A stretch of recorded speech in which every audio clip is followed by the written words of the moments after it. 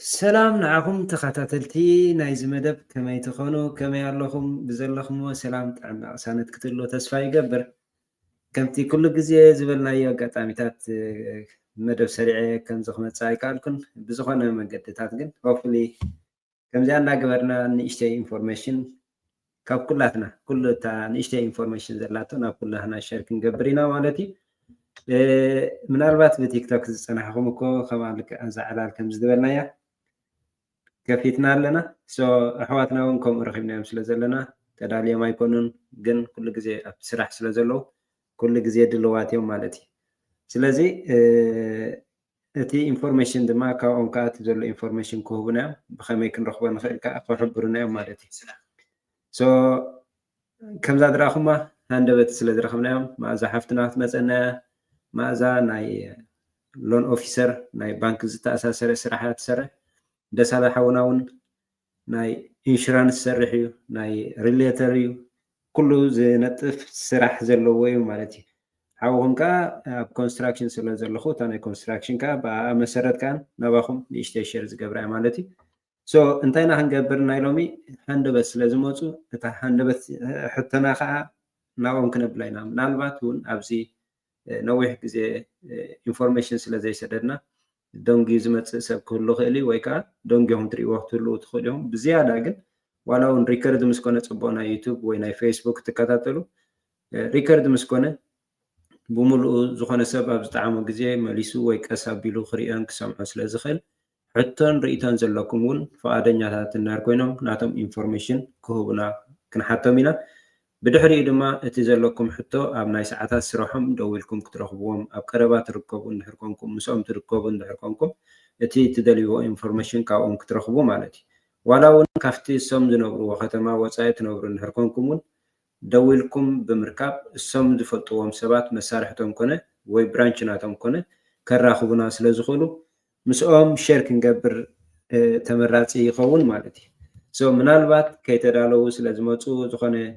ናቶም ሓሳብ ኢና ክንሰምዕ እቲ ዝዓበየ ኢንፎርሜሽን ስለ ዘድልየና ከዓ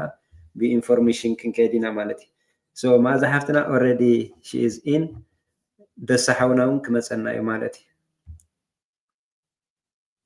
ማዚ አንሚት ግበርያ ሞ ቴንክ ዩ አጋጣሚ ሃንደበት ስለ ዝረኣኹኹም እታ ሃንደበት ከዓ ንእሽተይ ክንጥቀመላ ስለ ዘለና ቴንክ ዩ እቲ ዕድል ዝሃብኪ ማለት እዩ ከይተዳለኺ ከምዚ ክዳለወ ከይበልኪ ዕድል ዝሃብክና ከመስግነኪ ይፈቱ ምናልባት ኣብዚ እውን እቲ ሰዓታት ቆፀራ ስለ ዘይገበርኩ ዝፀናሕኩ ብዙሕ ሰብ ዘይክህሎ ይኽእል ግን ሪከርድ ምስ ኮነ እውን ብዙሕ ሰብ ክሪኦን ክሰምዖን ስለ ዝኽእል ካብኡ ሰሚዑ ከዓ ክመሃረሉን ስለ ዝኽእል ፅቡቅ ነገሩ ኣብኡ ክፀንሕ እቲ ሪከርድና ማለት እዩ ኣብ መወዳእታ ከዓ ፈቃደኛ እንድሕር ኮንኪ ናትኪ ኢንፎርሜሽን ሰብ ክረክብ ፈቃደኛ እንድሕር ኮንኪ እውን ኢንፎርሜሽን ናትኪ ክትብና ኢኺ ሰብ ደው ኢሉ ወይ ኣብቲ ጥቓ ዝርከብ እንድሕር ኣልዩ ከዓ ሓበሬታ ክወስድ መታን ማለት እዩ ስለዚ ማዚ መን እያ ድሓን ምስ ነፍስኺ ንእሽተይ ኣላሊና እሞ ኣይኖ ቅድሚ ሕጂ ተላሊና ኢና ንእሽተይ ሓበሬታ ጥራይ ዘይኮነስ ዓባይ ኢንፎርሜሽን ሂብክና ነርኪ ኢኺ ኣብ ቲክቶክ ዝገበርናዮ ሕጂ ሃብ ዓብይን ካብ ተራኸብና እሞ መደብ ሰሪዕና እውን ኣብ ዝተዳለወ ኩሉ ግዜ ከዓ ክስታይ ክንገብር ኢና ማለት እዩ ንሎሚ ግን ማእዛ መን እያ ኣበያ ትሰርሕ ኣበያ ትርከብ ኢንፎርሜሽን ሃብና እሞ ሽዑፍቲ ሕቶታትና ክንከይድ ኢና ደሳልሓውና ከዓ መፀና ኣሎ ፐርፌክት ቴንክ ዩ የቀኒየለይ ገሬ ኣጋጣሚ ከም ገለ ኢኻ ተራኺብና ሎመዓንቲ ግን ደሓን ፅቡቅ ኣይተዳለኹን ግን ኦኬ እኒ ሕቶታት ተሎ ክምልስ ስለ ዝኽእል መዓዛ በሃል ኣነ ካብ ዲኤምቪ ኤርያ ይደቕመጥ ሞርጌጅ ሎን ኦፊሰር ኣብዚ ብዙሕ ዓመት ሰሪሐሉ እየ ሕጂ ከዓኒ ነዞም ዲሲ ቨርጂኒያ ሜሪላንድ ቅመጡ ካልኦት እውን ኣብ ካሊፎርኒያ ፍሎሪዳ ኮሎራዶ ኖርስ ካሮላይና ሳውስ ካሮላይና ኒውጀርሲ ከዓ ናሕና ካምፓኒ ላይሰንስ ድዩ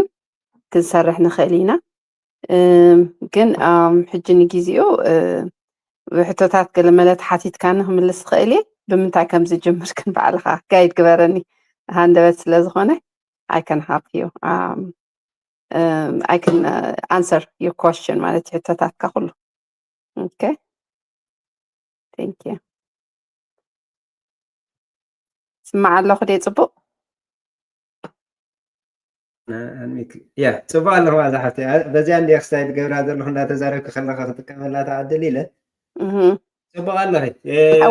ሓፍትና ኣይኖ ብቀዳማይ ላስት ታይም ፅቡቅ ሕቶይ ካሓቲትካኒ ወዝ ራንደም እዩ ነይሩ ተረኸብናሉ ትዝክሮ እዋ ሕጂ እውን ከባይና ክንገብራ ማለት እዩ ዝወፅአልና ሕቶ ኢና ክንሓትት ማለት እዩ ሎን ኦፊሰር ክሳብ ዝኾንኪ መጀመሪ ኩሉ ሰብ ሕጂ እንታይ ዝብል መስልክ ማእዝሓፍተይ ገዛ ክገዝእ ከሎሲ ገና ኣብቲ ናይ ምድላይ ከይበፅሐ ከሎ ኣብ ናይ ሪል ስቴት ከይበፅሐ ከሎ እንታይ ዝብል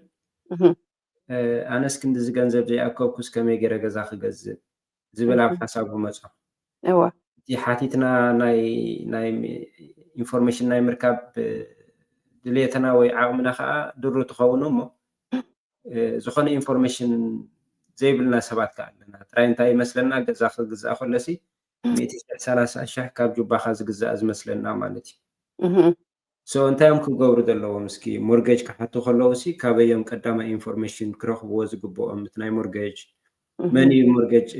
ዕዳ ዝህቦም ሞርጌጅ ክንብል ከለናሲ ትለቓሕ ማለት እዩ ትለቓሕ ዝህቦምሲ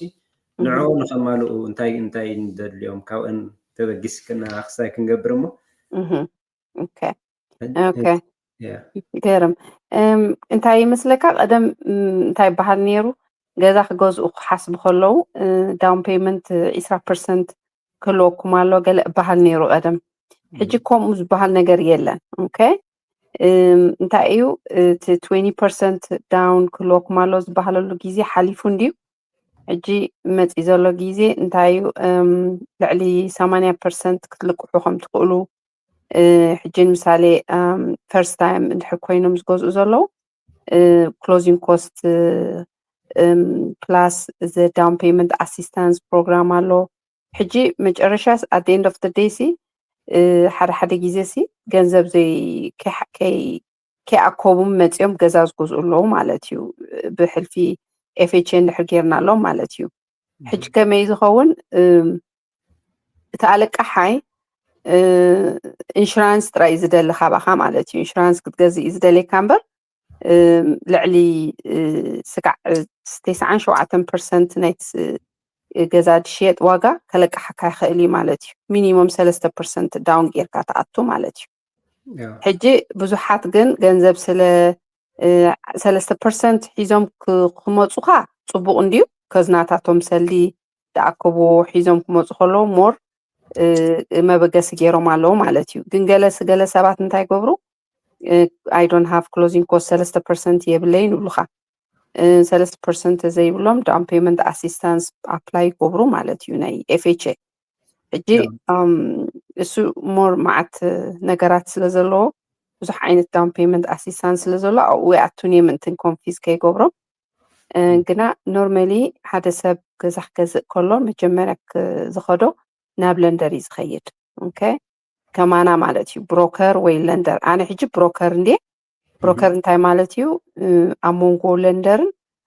ባየርን ኮይኑ ዝሰርሕ ሰብ ማለት እዩ ለንደር ከም ለንደር ጌርካ ውሰዶ ግን ብዙሓት ለንደራት እዮም ምሳና ዝሰርሑ ማለት እዩ ምክንያቱ ሲ ምስ ሓደ ባንክ ጥራይ እንድሕር ሰሪሐ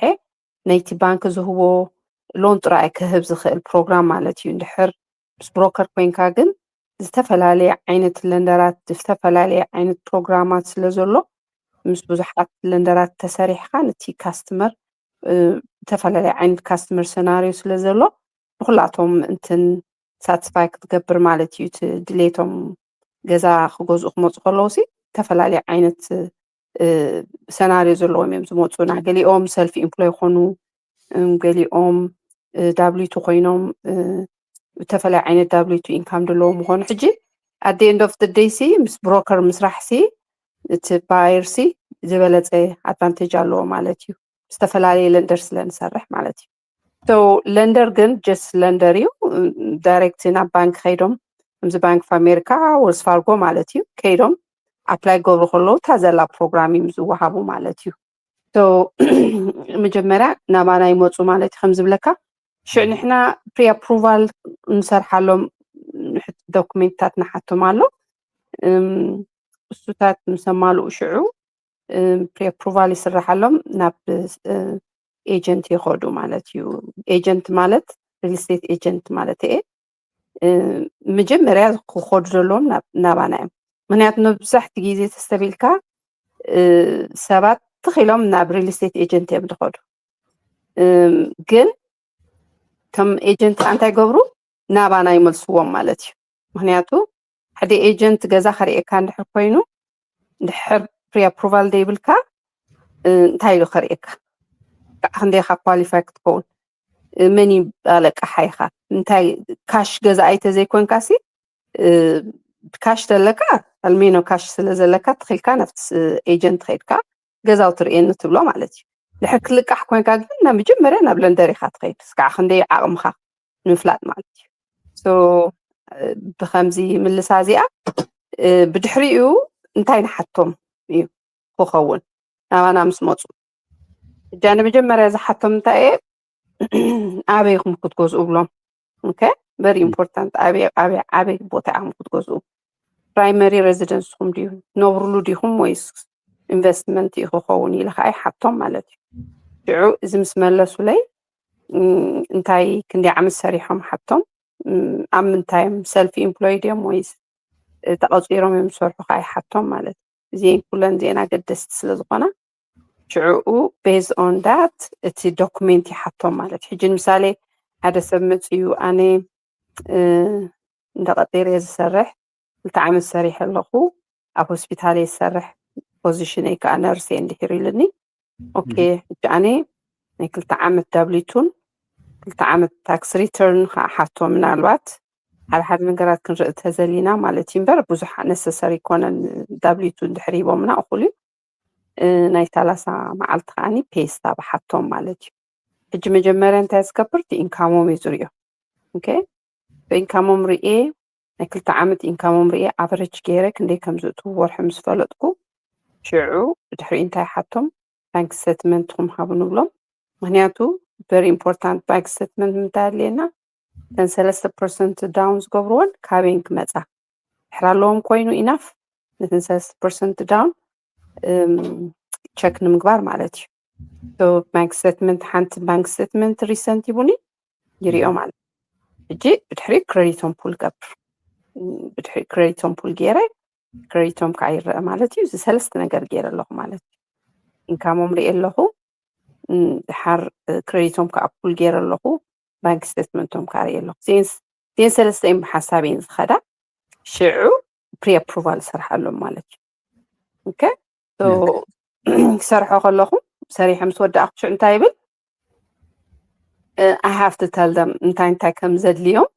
ብድሕሪኡ the next step ከዓ እንታይ ክገብሩ ከም ዘለዎም ጋይድ ክገብሮም ማለት እዩ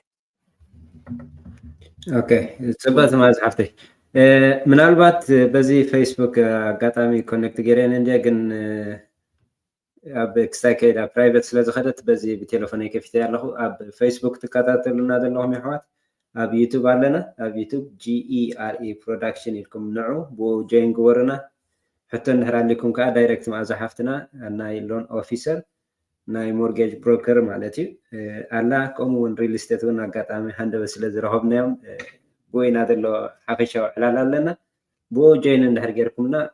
ክትከታተሉና ትኽእሉ ኢኹም ብድምፂ ጥራይ እንድሕር ደልዮም ከዓ በዛ ፌስቡክ ክሰምዑና ትኽእሉ ኢኹም ማለት እዩ ሕቶ እንድሕር ኣለኩም ብዛዕባ ናይ ሞርጌጅ ብዛዕባ ናይ ገዛ ምግዛእ ብዛዕባ ናይ ገዛ ሪፋይናንስ ክትገብሩ ትደልዩ ወይ ከዓ ኣብ ናይ ገዛ ሞርጌጅ ክትፈልጥዎ ትደልዩ ነገር እንድሕር ኣልዩ ጆይን ግበሩና ሃንደበት ስለ ዝረኸብናዮም እዛ ዓድል ክንጥቀመላ ኢልና ኣምፂናዮም ዘለና ማለት እዩ ፅቡቅ ማዝሓፍተይ ምናልባት ፔስታፕ ክንብል ፀኒሕና ሰልፍ ኢምፕሎይድ ዝኾነ ወይ ኡበር ድራይቨር ድዮም ሊፍትድ ዝውሩ ድዮም ትራክ ድራይቨርስ እንድሕር ኮይኖም ምስቲ ናይ ፔስታፕ ፍልልይ ኣለዎ ድዩ ናቱ ወይ ክገብርዎ ዘለዎም ነገራት ኣሎ ድዩ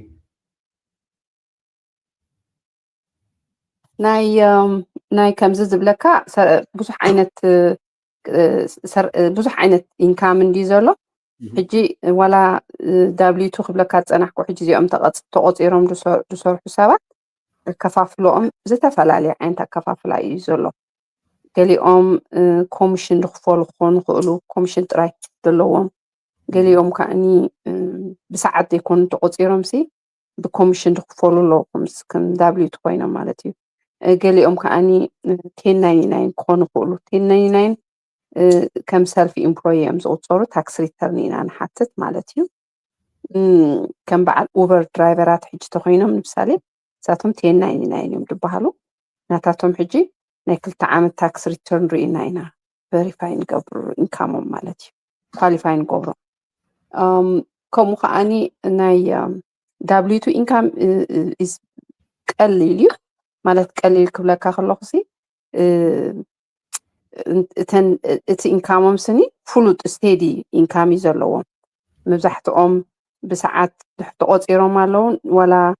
ንሰዓት 40 ሰዓት እንድሕር ዝሰርሑ ኮይኖም ልክዕ ከምዚ ሳላሪ ዝበሃሉ ተቐፂሮም ሳላሪ ዝኽፈሉ ምሽ ኣለዉ ሕጂ ንምሳሌ ኣካውንታንት እንድሕር ኢልካ ኣካውንታንት መብዛሕትኡ ግዜ ሳላሪ እዮም ዝቁፀሩ ኣብ ዓመት 60,000 ትወሃብ ይበሃሉ እስጥ ተወዲያ ሕጂ ናቶም ሲምፕል እዩ ንሓቶ ዶኩሜንት ወላ ናይ ዓመት ብናይ ዓመት ኢንካሞም ከማን ኳሊፋይ ኮኑ እዮም ምክንያቱ እንታይ እዮም እዚኦም ስቴብል ዝኾነ ኢንካም የርእዩ ኣለዉ ስቴዲ ዝኾነ ማሲ ቫሪያብል ስለ ዘይኮነ በዓል 1099 በዓል ኮሚሽን ኢንካም ዘለዎም ግን ከም ቫሪያብል ኢንካም ስለ ዝቁፀር ብጣዕሚ ኣሸጋሪ ይኸውን ማለት እዩ 2 ዓመት ብሕልፊ እንድሕር ሰሪሖም ኳሊፋይ ክንገብሮም የሸግረና ሕጂ ብዙሕ ግዜ ተስተውዒልካ ተለኻ መብዛሕትኦም ዞም ቫሪያብል ኢንካም ዘለዎም ኣፕሩቭ ኣይኮንኩን ብመጨረሻ ሰትል ክገብር ኣይከኣልኩን 1 ዓመት ጥራይ ስለ ዘለኒ ኢንካም 2 ዓመት ዝሰርሕ ኣለካ ተባሂለ ገለ ይድብሉ ሰባት ሰሚዕካ ትኾን ቢካዝ ቫሪያብል ኢንካም ስለ ዘለዎም ሶ እዚኣ ክሊር ትኸውን ሆፍሊ ሞር ኤክስፕሌን ገብራት ኣለኒ ንገረኒ ወዛሓን ሕጂ ኣነ ጥራይ እንደ ዘለኹ ታናተይ ሕጂ ሲምፕል ገይረ እንደ ዝሓተ ኣብኡ ኣብቲ ጉዳይ ዘሎ ግን ብዓብዪ ስለ ክስታይ ትገብሮም ግን ድሓን በዚ ፌስቡክ ትሰምዑና ዘለኹም ኣሕዋት ንዑ ናብዚ ዩቱብ ንዑ GERE ፕሮዳክሽን ኢልኩም ኣጋጣሚ ፕራይቬት ስለ ዝኾነት እምበር ሸር ገይረ ፀኒሐ ኣብያተነ ፀኒሐ ግን ንዑ ዩቱብ ወይ ከዓ ሕቶ እንድሕር ኣሊኩም በዚ ትከታተሉና ዘለኹም ኣብ ፌስቡክ እውን ክትፅሕፉልና ትኽእሉ ኢኹም እስኬማ እዚ ኣብ ናይ ከምኡ እኹል ገንዘብ ዘይብሉ ሰብ እንድሕር ኮይኑ እቲ ናቱ ስራሕ ከዓ ነቲ ፕሪ ኣፕሩቫል እኹል ዘይኮነ ገንዘብ እንድሕር ኣለዎ ኮይኑ ኮንሳይነር ገይሩ ከብል ከውፅእ ይኽእል ሎ እሱ ከዓ እንድሕር ኮንሳይነር ገይሩ ኸ እንታይ ረብሓ ኣለዎ እንታይ ጉድኣት ኣለዎ ምናልባት ኣብዚ ኸ ኦኬ ኮንሳይነር ብዙሕ ግዜ እንታይ ምስልካ ምርጫ እንድሕር ተሳኢኑ መብዛሕትኡ ግዜ እንታይ ንብል ኦኬ ኮሳይን ክገብረልካ ዝኽእል ሰብ ኣሎ ድዩ እንድሕር ኢልና ሓቲትናዮም መብዛሕትኡ ግዜ ረኮመንድ ኣነ ሕጂ ምሳሌ ረኮመንድ ዝገብር ተኮይነ ተሓቲቶምኒ መብዛሕትኡ ግዜ ስድሮኦም እዮም ንደቆም ኮሳይነር ክኾኑ ኢዚ ተረዲእካ ምክንያቱ ኮሳይን ምግባር ጉድኣቱ ኣለዎ ምክንያቱ እቲ ኮሳይን ዝገብረልካ ዘሎ ሰብ ኢንካምካ ስለ እኹል ዘይኮነ መፂኡ ድግፈካ እዩ ዘሎ ሕጂ ነቲ ለንደር እንታይ ዝብል ዘሎ ኦኬ እዚ ለንደር ንበይንካ ይትኽእሎን ኢኻ ስለ ዝተባሃለ ካልእ ሰብ ኣምፂኡ እዩ ሓግዘኒ ዝብል ዘሎ ተሪእኻ ሕጂ እንታይ ይኸውን ኣሎ እቲ ካልኣይ ሰብ ዝመፅእ ዘሎ ገለ እንድሕር ኣጋጢሙ ነቲ ቀዳማይ በረወር ኣነ እቲ ካልኣይ በረወር እኽእሎ ኤሊ እዩ ድመፅእ ዘሎ ናባይ ሲ ክትሰድዎ ትኽእሉ ኢኹም እንታይ ዳ ኣነ ከፍሉሉ ዓይነት ማለት እዩ ሕጂ እቲ ሪስክ ናይቲ ለንደር ሪስኩ ክስታይ ገይሩሎ ማለት እዩ ነፃ ኮይኑሎ ማለት እዩ በይኑ ኣይለቅሖን ኣሎ ነዚ ሰብ እዚ ካልኣይ ሰብ ተደጊፉ ስለዝመፅእ ዘሎ ናቶም ሪስክ ክስታይ ገይሮሞ ማለት እዩ ኣውፅዮሞ ማለት እዩ ሪስክ የብሉ እንትሎ ንኸውን ኣሎ ማለት እዩ ግን እዚ ሰብ እዚ ኮሳይን ዝኸውን ዘሎ ዓደ ክትኮን ትኽእል ኣቦ ክኸውን ይኽእል ንወዶም ንድሕር ገብሩሉ ኣሎ ኮይኖም መብዛሕትኡ ግዜ ሜክ ሰንስ ቢካዝ ኣቦን ኣደን ላይፎም ገይሮም ወዲኦም እዮም ብድሕሪኡ ድሓትዎ ነገር የለን ኢልካ ክትሓስብ ከይዶም ሲ ገዛ ክንገዝእ ኢና ኣይብሉ ንኾኑ ተረዲእካ ኣሎ እንታይ ትሳዕብየን መስለካ ፅባሕ ንኮ ከይዶም ናይ ባዕሎም ክገብሩ እንድሕር ፈቲኖም እንታይ ከጋጥሞም እዩ ኣብቲ ናቶም ክሬዲት ሪፖርት ዕዳ ከም ዘለዎም ክርአ እዩ ማንዝል ከም ዝከፍሉ ዘለዉ ናይ ሞርጌጅ ክርአ እንድዩ ሕጂ ኢቭን ዶ ናቶም ዘይኮነ ከሎ ግን ኣብቲ ስታይ ስለኣትዮም ዘለዉ ኮሳይነር ኮይኖም ስለ ዘለዉ ላያቢሊቲ ይኸውን ኣሎ ማለት እዩ ሕጂ ድሕር ላያቢሊቲ ኣለዎም ኮይኑ ንሶም ናይ ባዕሎም ገዛ ክገዝኡ እንድሕር ኮይኖም ኢንካም እንድሕር ካቨር ዝገብር ዘይብሎም ንዕኡ ካቨር ገይሩስ እንደገና ኣነት ሓድሽ ገዛ ዝገዝእዎ እንደገና ተመይሶም ካቨር ዘይገብር እንድሕር ኮይኑ ጌስዋት እንታይ ክኾኑ ኣለዉ ተታሒዞም ኣለዉ ማለት እዩ ሕጂ እንታይ ክኸውን ኣለዎ ኦኬ ኣነ ክወፅእ ደልየ ኣለኹ ካብዚ ይብሉ ማለት እዩ ክወፁ እንድሕር ኮይኖም ከ እንታይ ክግበር ኣለዎ እሱ ሕጂ ሰከንድ ስቴፕስ ዝኸድዎ ማለት እዩ ኣትሊስት ሓደ ዓመት እቲ ሰብቲ ባዕሉ ክኸፍል ኣለዎ ኤቭሪ ማንዝ ብዘይምቁራፅ እቲ ቆልዓ ማንዘሊ ፔይመንት ናይ ሞርጌጁ ባዕሉ ክኸፍሉ ኣለዎ ካብ ባንክ ክወፅእ ኣለዎ ሽዑ እትዮም ስድራ ናቶም ክገብሩ ክደልዩ ከለዉ ካብቲ ዕዳ ክንወፅእ ኢና እንድሕር ኢሎም ሪፋይናንስ ክግበር እዩ ሓደ ኦፕሽን ኣሎ እዚ ሪፋይናንስ ተገይሩ ብሽሙ ጥራይ እንድሕር ክግበር ተኻኢሉ ፅቡቅ ኢንካም እንድሕር ኣመሓይሹ ማለት እዩ ስቲል ኢንካም እንድሕር ዘይተመሓየሸ ኳሊፋይ ክኸውን እንድሕር ዘይክእል ኮይኑ ግን እንታይ ኮይኑ ኣሎ ተመሊስና ኣለና ንድሕሪት ማለት እዩ ስቲል ኮሳይነር የድልዩ ኣሎ ዋላ ሪፋይናንስ ገይሩ ከማን ከውፅኦምሳ ኣይክእልን ኣሎ ምሽ ሕጂ ንኸምኡ እየ እንታይ ይብል ካልእ ኦፕሽን ኣሎ ዝበልኩ ተካልአይቲ ኦፕሽን እንታይ ኣላው ሕጂ ክላይንት ኣለዎ ንከምኡ ዘጋጠሞም ኣጋጣሚ ክልተ ሰብኣይን ሰበይትን ኳሊፋይ ስለ ዘይኮኑ ካብ ካልእ ለንደር እዮም ናባይ መፅኦም ብሰበሰብ ሰሚዖም ቀይሮም ለንደር ናባይ መፅኦም ማለት እዩ ሕጂ ከጀምሮም ከሎት ሓደ ለንደር 3 ገይሩ እያ ጀሚርዎም ኮሳይነር ገይሩሎም ማለት ሳሳይ ሰብ ሓትኖኦም እያ ትኸውን ደላ ሕጂ 3 እዮም ኮይኖም ነቲ ሎን ጀሚሮሞ ናባይ ግን መፅኦም ማለት እዩ ኣብ ማእኸል ሕጂ ኣነት ሎን ወዲኤሎም ሰትል ገይሮም እዮም ዓመት ገይሮም ኣለዉ ሕጂ ኣነ እንታይ ኢለት እታ ሓትኖኦም ክትገዝእ ደልያ ናይ ባዕላ ገዛ ሕጂ ተረዲእካ ሕጂ እንታይ ትኸውን ኣላ ስታክ ኮይና ኣላ ምሽ ሕጂ ሓደ ኦፕሽን ዘለዋ ብሽሞም ሪፋይናንስ ክግበር ኣለዎ ትገዛ እንደገና ዓመት ስለ ዝመልኦም ንዓ ከተውፅኣ ማለት እዩ ተዘይኮይኑ ከዓ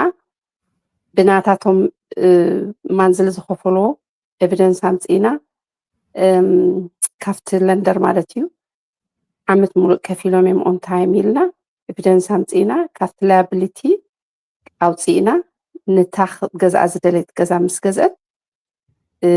ንክትገዝእ ጥራይ ኳሊፋይ ንክትከውን ክሳይን ገብራ ማለት እዩ ካልኣይ መንገዲ በዚ ንኸይድ ማለት እዩ ሕጂ ከይሰርሕ ይኽእል እዩ ሓደ ግዜ እንታይ ክኸውን መሰካ እቲኦም ፕራይመሪ ቦሮወራት ዘለዉ ሰብኣይን ሰበይትን ከም ገለ ኢሎም ሓንቲ ፔይመንት ዋላ ሞርጌጆም እንድሕር ብካልእ ኣካውንት ከፊሎሞ ወይ ሰብ ከፊሉሎም ወይ ሓትኖኦም ከፊልሃሎም ኣይሰርሕን እዩ ትሎን ማለት እዩ ክትወፅእ ማይ ትኽእልን እያ ናታ ገዛ ክትገዝእ ማይ ትኽእልን እያ ትኸውን ደላ እንደገና ሓደ ዓመት ክትፅበ ኣለዋ ሕጂ እስ ቨሪ ሪስኪ እዩ ሎንግ ፕሮሰስ እዩ ከተውፅኦ ነትሰብ ሪፋይናንስ ክገብር ዘይክእል ተኮይኑ ንበይኑ ማለት እዩ ፕራይመሪ በረወር ሕጂ መጀመርያ ኖርማሊ ኣነ ኮ በረወር ኣምፁ ክብል ከለኹ ኣይ ኣድቫይስ them ከምዚ ከጋጥም ስለ ዝኽእል ስኻ ሕጂ ሓደ ዓመት ገለ ዝኾንሲ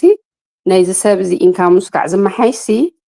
ኣነ ድሓኔ ኣይድልየኒን እዩ ኣይልቃሕኒ ገዛ ያለኒ ንብሕጂ ንፊቸር ዋላ ሓንቲ ሓስቦ ነገር የብለይን ዕዳ ዳኣትዎ ናይ ገዛ የብለይን ኣም ኦኬ ወይ ከዓ ኢንካም ፅቡቅ ኣለኒ ኣይ ክን ካቨር ቱ ሞርጌጅስ ገለ ኢሉ ኮሳይነር ክኸውን ከሎ እዩ ደስ ትብለካ ሕጂ ኣብ ሕብረተሰብና ከዓ ብዙሕ ግዜ ስለዘይፈልጥዎ ቀልጢፎም እዮም ኮሳይን ዝኾኑ ኣይፈልጥዎን ኣሎ እቲ ዲቴል ስለዘይፈልጥዎ ደሎ ዳሕራይ ኣብ ጣዕሳ ናብ ገለ ንኣትዎ ማለት እዩ ሕጂ ኣነ ኣቐዲመ ኣድቫይስ ዝገብሮም ማለት እዩ ቅድሚ ኮሳይን ምዃኑ ኮሳይን ምዃን ኣትሊስት ሾርት ተርም ክኸውን ኣለዎ እንድሕር ነዊሕሲ ዋላ ንዑ እውን ዘድልዮ ግዜ ስለዘይፍለጥ እውን ኣብ ሪስኪ ኣትሎ ነቲ ዝፍርም ዘሎ ማለት እዩ ፅቡቅ ምናልባት ድሓን ጃም ክንገብር ኢና ሕቶ መፅኣ ኣላ ኣብዚ ብዛዕባ ናይ ሪፋይናንስ ምግባርሲ ፅቡቅ ጌርኪ እስኪ ሓብርና ተባሂልክ ኣለኸ ትረኣየክላ ዲ ኣብ ላዕሊ ምፅያ ዘለኹ ሪፋይናንስ እንታይ ማለት እዩ ሪፋይናንስ ካላ ምስኪ ክንብቦ ጽቡቕ እንታይ ሕማቕ ኣለዎ ኣስፋሕ ኣቢልክዬ ንገርና ተባሂል መዛግርም ጌርካ ኣንቢብካ ኣለካ ቴንክ ዩ ሪእያ ስለ ፀናሕካ ቀዲመ ሪፋይናንስ እንታይ ይመስለኩም ሪፋይናንስ ዝበሃል ንምንታይ ሪፋይናንስ ትገብር መጀመርያ ሕቶ ንሓትት እንታይ ሪፋይናንስ እንተኢልኩምኒ ሪፋይናንስ ማለት እቲ ዘለካዮ እቲ ዘለካ ለንደር እቲ ዘለካ ተርም ዝተቐበልካዮ ክትገዝኡ ከለካ ነቲ ገዛ ኣሓ ትወስድ ከለካ ኦሪጂናል ዝወሰድካዮ ሎንሲ ክትቅይሮ ማለት እዩ ናብ ካልእ ለንደር ክትቅይሮ ካልእ ተርም ክትገብሮ ወይ ከዓ ካልእ ዓይነት ሬት ክትረክብ ማለት እዩ ሕጂ እንታይ ዝኸውን ዘሎ ልክዕ ከምታ ክትገዝእ ከለካ ዶኩሜንት ዝተሓተትካያ ከምኣኻ ትሕተት ማለት እዩ ኤግዛክትሊ በቃ ከም ሓድሽ ሎን እዩ ዝስራሕ ማለት እዩ the only thing is ኣብዚ ሰዓት እዚ ገዛኻ ሒዝካ ኣለካ you're not purchasing a house ማለት እዩ እምበር እቲ ፕሮሰስ the same እዩ ዝኸይድ ድሓር ከዓኒ ይሓስር ማለት እዩ ብዙሕ ትኸፍሉ ፊ ስለዘየለ ልክዕ ከምቲ ኦሪጂናል ክሎዚንግ ኮስት ዝኽፈልኩሞስ ክሎዚንግ ኮስትኩም ኩሉ ይመፅን ማለት ሪፋይናንስ ክገብሩ ከለኹም ብዙሕ ነገር ዝተርፈልኩም ማለት እዩ ናይ ጋቨርንመንት ኣሎ ዝተርፍ ናይ ታይትል እውን ዲስካውንት ትረኽቡ ገለገለ ብዙሕ ኣይኮነን ሪፋይናንስ ገብሮ ተጥፍኦ ገንዘብ ማለት እዩ ግን ሓደ ሰብ ሪፋይናንስ ክገብር ደልየ ኣለኹ ክብል ከሎ ንምንታይ ኢኻ ትገብር ዘለካ ኢልና ሓትት ሕጂ ምክንያቱ ክሳይ ክብለና ክእል ኢንተረስት ሬት ክወርደለይ ስለ ዝደሎ ክብለና ኦኬ ሕጂ ሞ እንታይ ሬት ዘለካ ካናይ ቸክ ዩር ፋይል ኢለ ኖት ኣላ ኖት ዶኩሜንት ኣላ ኣብታ ኖት ናይ ክገዝእ ከሎ ዝወሃበኩም ዶኩሜንት ኣላ ኣብኣ ኖት እያ ትብል ኤንኦቲ ንሳ ትነግረካ ክንደይ ኢንተረስት ሬት ከም ትኸፍሉ ዘለኹም ወይ ከዓ እቲ ማንዝሊ ፔመንት ትኸፍሉሉ ኩፖን ኣሎ ዝስደድ ኤቭሪ ማንስ ኣብኡ ምነግረኩም ኢንተረስት ሬት ክንደይ ከም ትኸፍሉ ዘለኹም ማለት እዩ ሕጂ ንምሳሌ እዚ ሰብ እዚ ሕጂ ዘለኒ ኢንተረስት ሬት 6% ወይ ከዓ 7% እዩ እንድሕር ኢሉ ንሪእዮ 7% ኮይኑ ኦኬ ሕጂ ሪፋይናንስ ክትገብር ከለካ 5.5% እዩ ዘሎ ኢንተረስት ሬት ይብሎ ማለት እዩ ሕጂ ክንደይ ክኸስብ እዩ ብዙሕ እዩ ክኸስብ ቶ የዋፅኦ ማለት እዩ ሕጂ እንታይ ገብረሉ ኣነ ልክዕ ከምታ ዓንተ ወይ ዝነገርኩካ ዶኩሜንት ሓቶ ማለት እዩ ሰልፍ ኢምፕሎይድ ኮይኑ ታክስ ሪተርን ሓቶ ክሬዲት ውኩል ይገብር ሽዕኡ ኣፕሩቫል ራን ገብረሉ ማለት እዩ ራን ማለት ፋኒሜይ ፍሬዲማክ እንዲኦም ቶም ኢንቨስተር ቶም ቀንዲ ኣምናታቶም ሲስተም ኣለና ኣዋቲና ፕሪ ኣፕሩቫል ዘይኮነስ ኣክቹዋል ኣፕሩቫል ንገብር ማለት እዩ ድሓር ኦኬ እንታይ ዝሓተና ንሱ እቲ ገዛ ክንደይ ቫልዩ ኣለዎ ድዩ ይብለና ማለት ምሳሌ ቫልዩ ማለት ክንደይ የውፅእ እቲ ገዛ ሕጂ ገምጋም እቲ ድውንኖ ዘሎ ገዛ ክንደይ የውፅእ ዕዳኻ ክንደይ ኣለዎ እዚአን ክልቲአን ንሕተት ሕጂ ድኡ እንድሕር 300 ኣለዎ ኮይኑ ባላንስ ገዛ ከዓ 500 እንድሕር ዘውፅእ ኮይኑ 200,000 ኣለዎ ማለት እዩ እቲ ገዛ ምሽ ሕጂ እዚ ፅቡቅ እዩ ቫልዩ ስለ ዘለዎ ሪፋይናንስ ክገብር ክእል ሓደ ግዜ እንድሕር ቫልዩ ዘይብልካ ኣብቲ ገዛ እቲ ትውንኖን እቲ ዋጋ ገዛን ሓደ እንድሕር ኮይኑ 300,000 ኣለካ ዕዳ እቲ ገዛ ከዓ 300,000 ደውፅእ ኮይኑ ሪፋይናንስ ክትገብር ኣሸጋሪ እዩ ቢካዝ ወላ ሓንቲ ቫልዩ የብሉን እቲ ለንደርሲ 100% ኢኻ ክትሓቶ ማለት ትልቃሕ ተርዲካ ሕጂ ቨሪ ዲፊካልት ትኸውን ሕጂ እንታይ ኢና ንገብር እቲ ገዛ ኣስተስ ንገብሮ ኣብ ሲስተም ኣቲና ኣለና ኦኬ ትገዝኡ ቫልዩ ኣለዎ 20% ኣለዎ ወይ ከዓ 30% ክኸውን ይኽእል whatever percent እንድሕር ኣለዎ እቲ ቫልዩ እቲ ገዛ ሪፋይናንስ ክገብር ኳሊፋይድ እዩ ማለት እዩ then ፕሮሰስ ንጅምሮ ሕጂ እዚ ሰብ እዚ ሪፋይናንስ ገይሩ ማለት እቲኦም ለንደር ደለዎ ሕጂ ኤግዚስቲንግ ከፊሉ ሓድሽ ለንደር ጀሚሩ ብሓድሽ ተርሚ ይኸይድ ኣሎ ማለት እዩ which is cheaper ማለት ኦኬ እንደገና ካል ሪፋይናንስ ካሎ ካሽ አውት ንብሎ ኦኬ ሕጂ ካሽ አውት ንብሎ እንታይ እዩ ገንዘብ ከውፅእ እንድሕር ደልዩካ ትገዛ ሕጂ ሓደ ሰብሲ ገዛ ውንን ምሽ ንገዝኡ 500,000 ከውፅእ እንድሕር ክሸጦ ደልዩ ግን እንተዘይሸይጥዎ ኣብቲ ገዛ ዘሎ ገንዘብ ከውፅእ ይክእልን እዩ ምሽ ሕጂ ሓደ ወይ ከውፅእ ዝኽእል ሪፋይናንስ ብምግባር እቲ ገዛ ዘሎ ኢኩዊቲ ከውፅእ ማለት እዩ ኢኩዊቲ ማለት ቫልዩ ትርፊ እንተሸይጥዎስ ትርፊ ዝረኽበሉ ገንዘብ 200,000 እንድሕር ኣለዎ ኮይኑ 200,000 ከውፅእ ተኮይኑ ስኢሉ ይኮነ ዝወፅእ ሪፋይናንስ ገይሩ እዩ ዘውፅእ ሕጂ እዚ ካሽ ኣውት ሪፋይናንስ ንብሎ ካልእ ከዓ ሰከንድ ሂላክ ንበሃል ኣሎ ሕጂ ብተፈላለየ እዩ ዘሎ ብከምዚ መንገዲ ኢና ንኸይድ ንኩሉ ኳሊፊኬሽን ክንገብሮም ኣለና ኣፕሩቭ ከዓ ክንገብሮም ኣለና ክንህቦም ኮይናት ልቓሕ ማለት እዩ ኦኬ ሶ እታ ፅብቕቲ ነገራ እቲ ገንዘብ ካብቲ ክንከፍሎ ዝፀናሕና እቲ ኢንተረስት ናቱ ካብቲ ዝፀንሐ ንታሕቲ ክወርድ ከሎ እሱ እቲ ረብሓ ክኸውን ከሎ እቲ ክሳራ እንታይ ኢና ኢልናዮ ክሳራ ኣለዎ ድዩ የብሉን እንታይ እዩ ክሳራ እንታይ እዩ ዝኸውን ዘሎ መስለካ እቲ ዕዳኻ ከም ሓድሽ ትጅምሮ ኣለኻ ናይ 30 ዓመት ተኮይኑ እንደገና ን30 ዓመት ትምለስ ኣለኻ ግን እዚ ክብለካ ከለኹ ገለገለ ሰባት ከዓ እንታይ ይገብሮ 15 ዓመት ይቕይርዎ እቲ ተርም ማለት እዩ ከምኡ ተጌርካዮ ብዙሕ ክሳራ የብሉን ወላ ተመለስካዮ ኸማኒ እንድሕር ብዙሕ ትኸስብ ኣለኻ ኣብቲ ሬት ብዙሕ ክሳራ የብሉን ኣብ 5 ዓመት ዝፀንሐ ልቓሕ እንደገና ተመይስካ ን30 እንድሕር ጌርካ ምሽ ኦሪጂናል ክገዝእዎ ከለዉ ሕጂ 30 ዓመት ኢሎም እቲ ልቓሕ ምሽ ወስድዎ ድሕር 5 ዓመት ምስ ፀንሑ ሪፋይናንስ ክገብሩ ጀልዩ 5 ዓመት ተፀኒሕካ ክንደይ ተሪፉካ ኣሎ ፔይ ኦፍ ትገብሮ 25 ዓመት ምሽ ሕጂ ግን ድሕር ሪፋይናንስ ጌርካ እንደገና ናብ 30 ዓመት እንድሕር ተመሊስካ እንታይ ትገብር ኣለኻ 5 ዓመት እንደገና ኣድ ጌርካ ኣለኻ ማለት እዩ ተመሊስካ ንድሕሪት ማለት እዩ ኦኬ ንቅድሚት ክንዲ ትኸይድ ግን ሴቭ ከዓ ትገብር ኣለኻ ኣብቲ ኢንትረስት ሬት ሶ ዳትስ ዋይ እቲ ሪፋይናንስ ምግባር ሰንስ ክህብ ኣለዎ መጀመርያ ሬትኩም ብጣዕሚ ፅቡቅ ሬት እንድሕር ረኺብኩም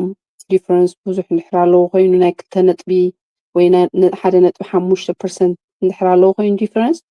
የዋፅእ እዩ ሪፋይናንስ ምግባሩ ማለት እዩ እምበር ዲስኣድቫንቴጁ እሱ ጥራይ ዘሎ እቲ ባክ ንምምላስ እዩ እምበር ካልእ ሓንቲ የብሉን ኦኬ ሶ ፅብቕቲ ነገራ እንድሕር ዋላስ ዝምለስ እንድሕር ኣልዩ ኮይኑ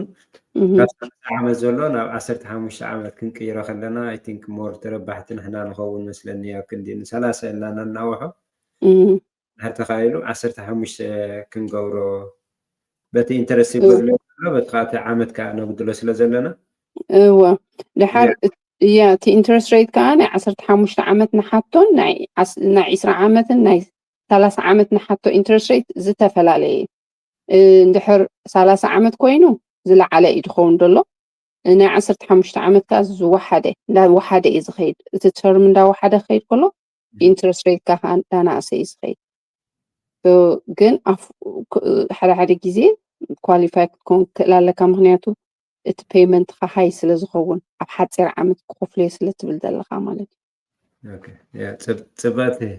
ምናልባት በዚ ፌስቡክ ትሪእና ዘለኹም ኣሕዋት ኣብ ዩቱብ ኢና ዘለና ኣብ ብዛዕባ ናይ ሎን ሞርጌጅ እንታይ ክንፈልጥ ይግባአና ክንፈልጦ ዘለና ሃፍትና ማእዛእ በዚ መብርህ ትበና ኣላ እናጀን ክትገብሩና ክኢልኩም ኣብ ዩቱብ እውን GERE ፕሮዳክሽን ኢልኩም መፂኹም ምሳና ተሳተፉ ወይ እውን በዚ ዘለኹም እውን ሕቶታት እንድሕር ኣለኩም ሕቶኹም ብምፅሓፍ እውን ማእዛ ሃፍትና ክትምልሰልኩም እያ ማለት እዩ ፅብቕቲ ማእዛ ሃፍተይ ምናልባት ኣብኡ ከለኺ ትንክፍ ኣቢልካ ፀኒሕኺ ሆም ኢኩዊቲ እንታይ እዩ ምስ ኣስፋሕ ኣቢልክ መታን ክተብልና ሲ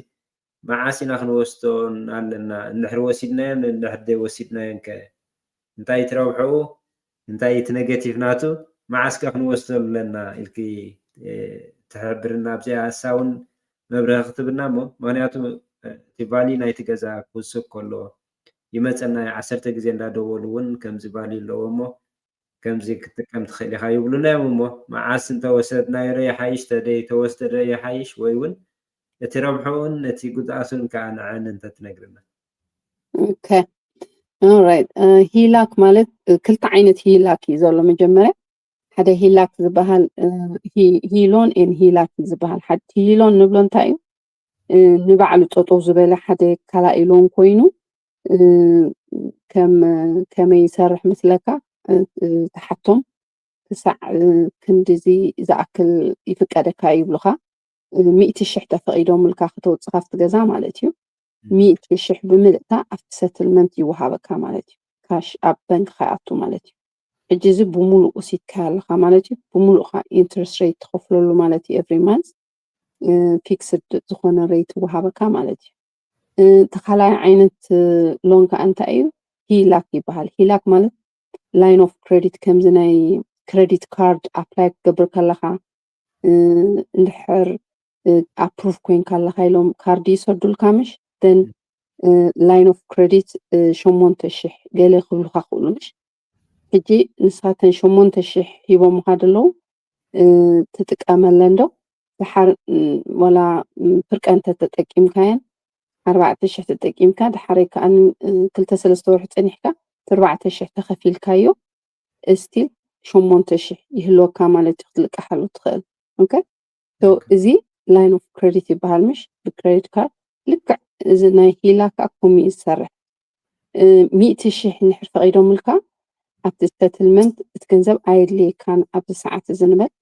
ኣብ ሰዓት ዘድልዩኒ ዘሎ 10,000 ጥራይ እቲ ዝተረፈ ኤኒታይም ክደሊ ከለኹ ከውፅኦ ልክዕ ከምዚ ናይ ክሬዲት ካርድ ማለት እዩ እሞ ኦፕን ክገድፎ ኢኻ ትብል ዘለካ ማለት እዩ ሶ ከምዚ ዓይነት ሂላክ ክወሃበካ ከሎ ቫርያብል ሬት እዩ ዝወሃበካ ማለት እንታይ ማለት እዩ እቲ ኢንትረስት ሬትካ ፊክስድ ኣይኮነን ክቀያየር ይኽእል እዩ ሪስክ ኣለዎ ግን most of the time ከዓኒ ብዙሕ ተዘይወሰዱ ይምረፅ ምክንያቱ እቲ ሬት ፊክስድ ስለዘይኮነ እንተደኣ ፕላን ገይሮም ብ100,000 ክጥቀምሉ ደልዮም ተቐላጢፎም ፊክስድ ክገብርዎ ይምረፅ ምክንያቱ ሓደ ሓደ ግዜ ከይተረዳእካ እቲ ኢንትረስት ሬት እንድሕር ሃይ ከይዱ ይነበር ነው ብጣዕሚ ከቢድ ክትከፍሎ ስለዘሸግር ክኸውን ይኽእል እዩ ማለት እዩ ሶ but at the end of the day access ወሃበካ ኣሎ ገንዘብ ክትጥቀም ካብ ገዛኻ ማለት እዩ ሕጂ እቲ መጀመርያ ክንሓተር ኣለና ነብስና ንምንታይ ኢና ንጥቀመሉ ንምንታይ ሂላክ የድልየና ንሓትት ንምብዛሕቲ ግዜ ዝሓቱ ገዝኦም ኢምፕሩቭ ክገብሩ እንድሕር ደልዮም እዚ ምሳሌ ገለገለ ሰባት ክችን ሪሞዴል ክገብሩ ደልዮም ድሓር ከይዶም ሾፕ ተገበሩ ብጣዕሚ ከብሮም ኣብ ደገ ማለት እዩ ዕዳ ክዕደዩ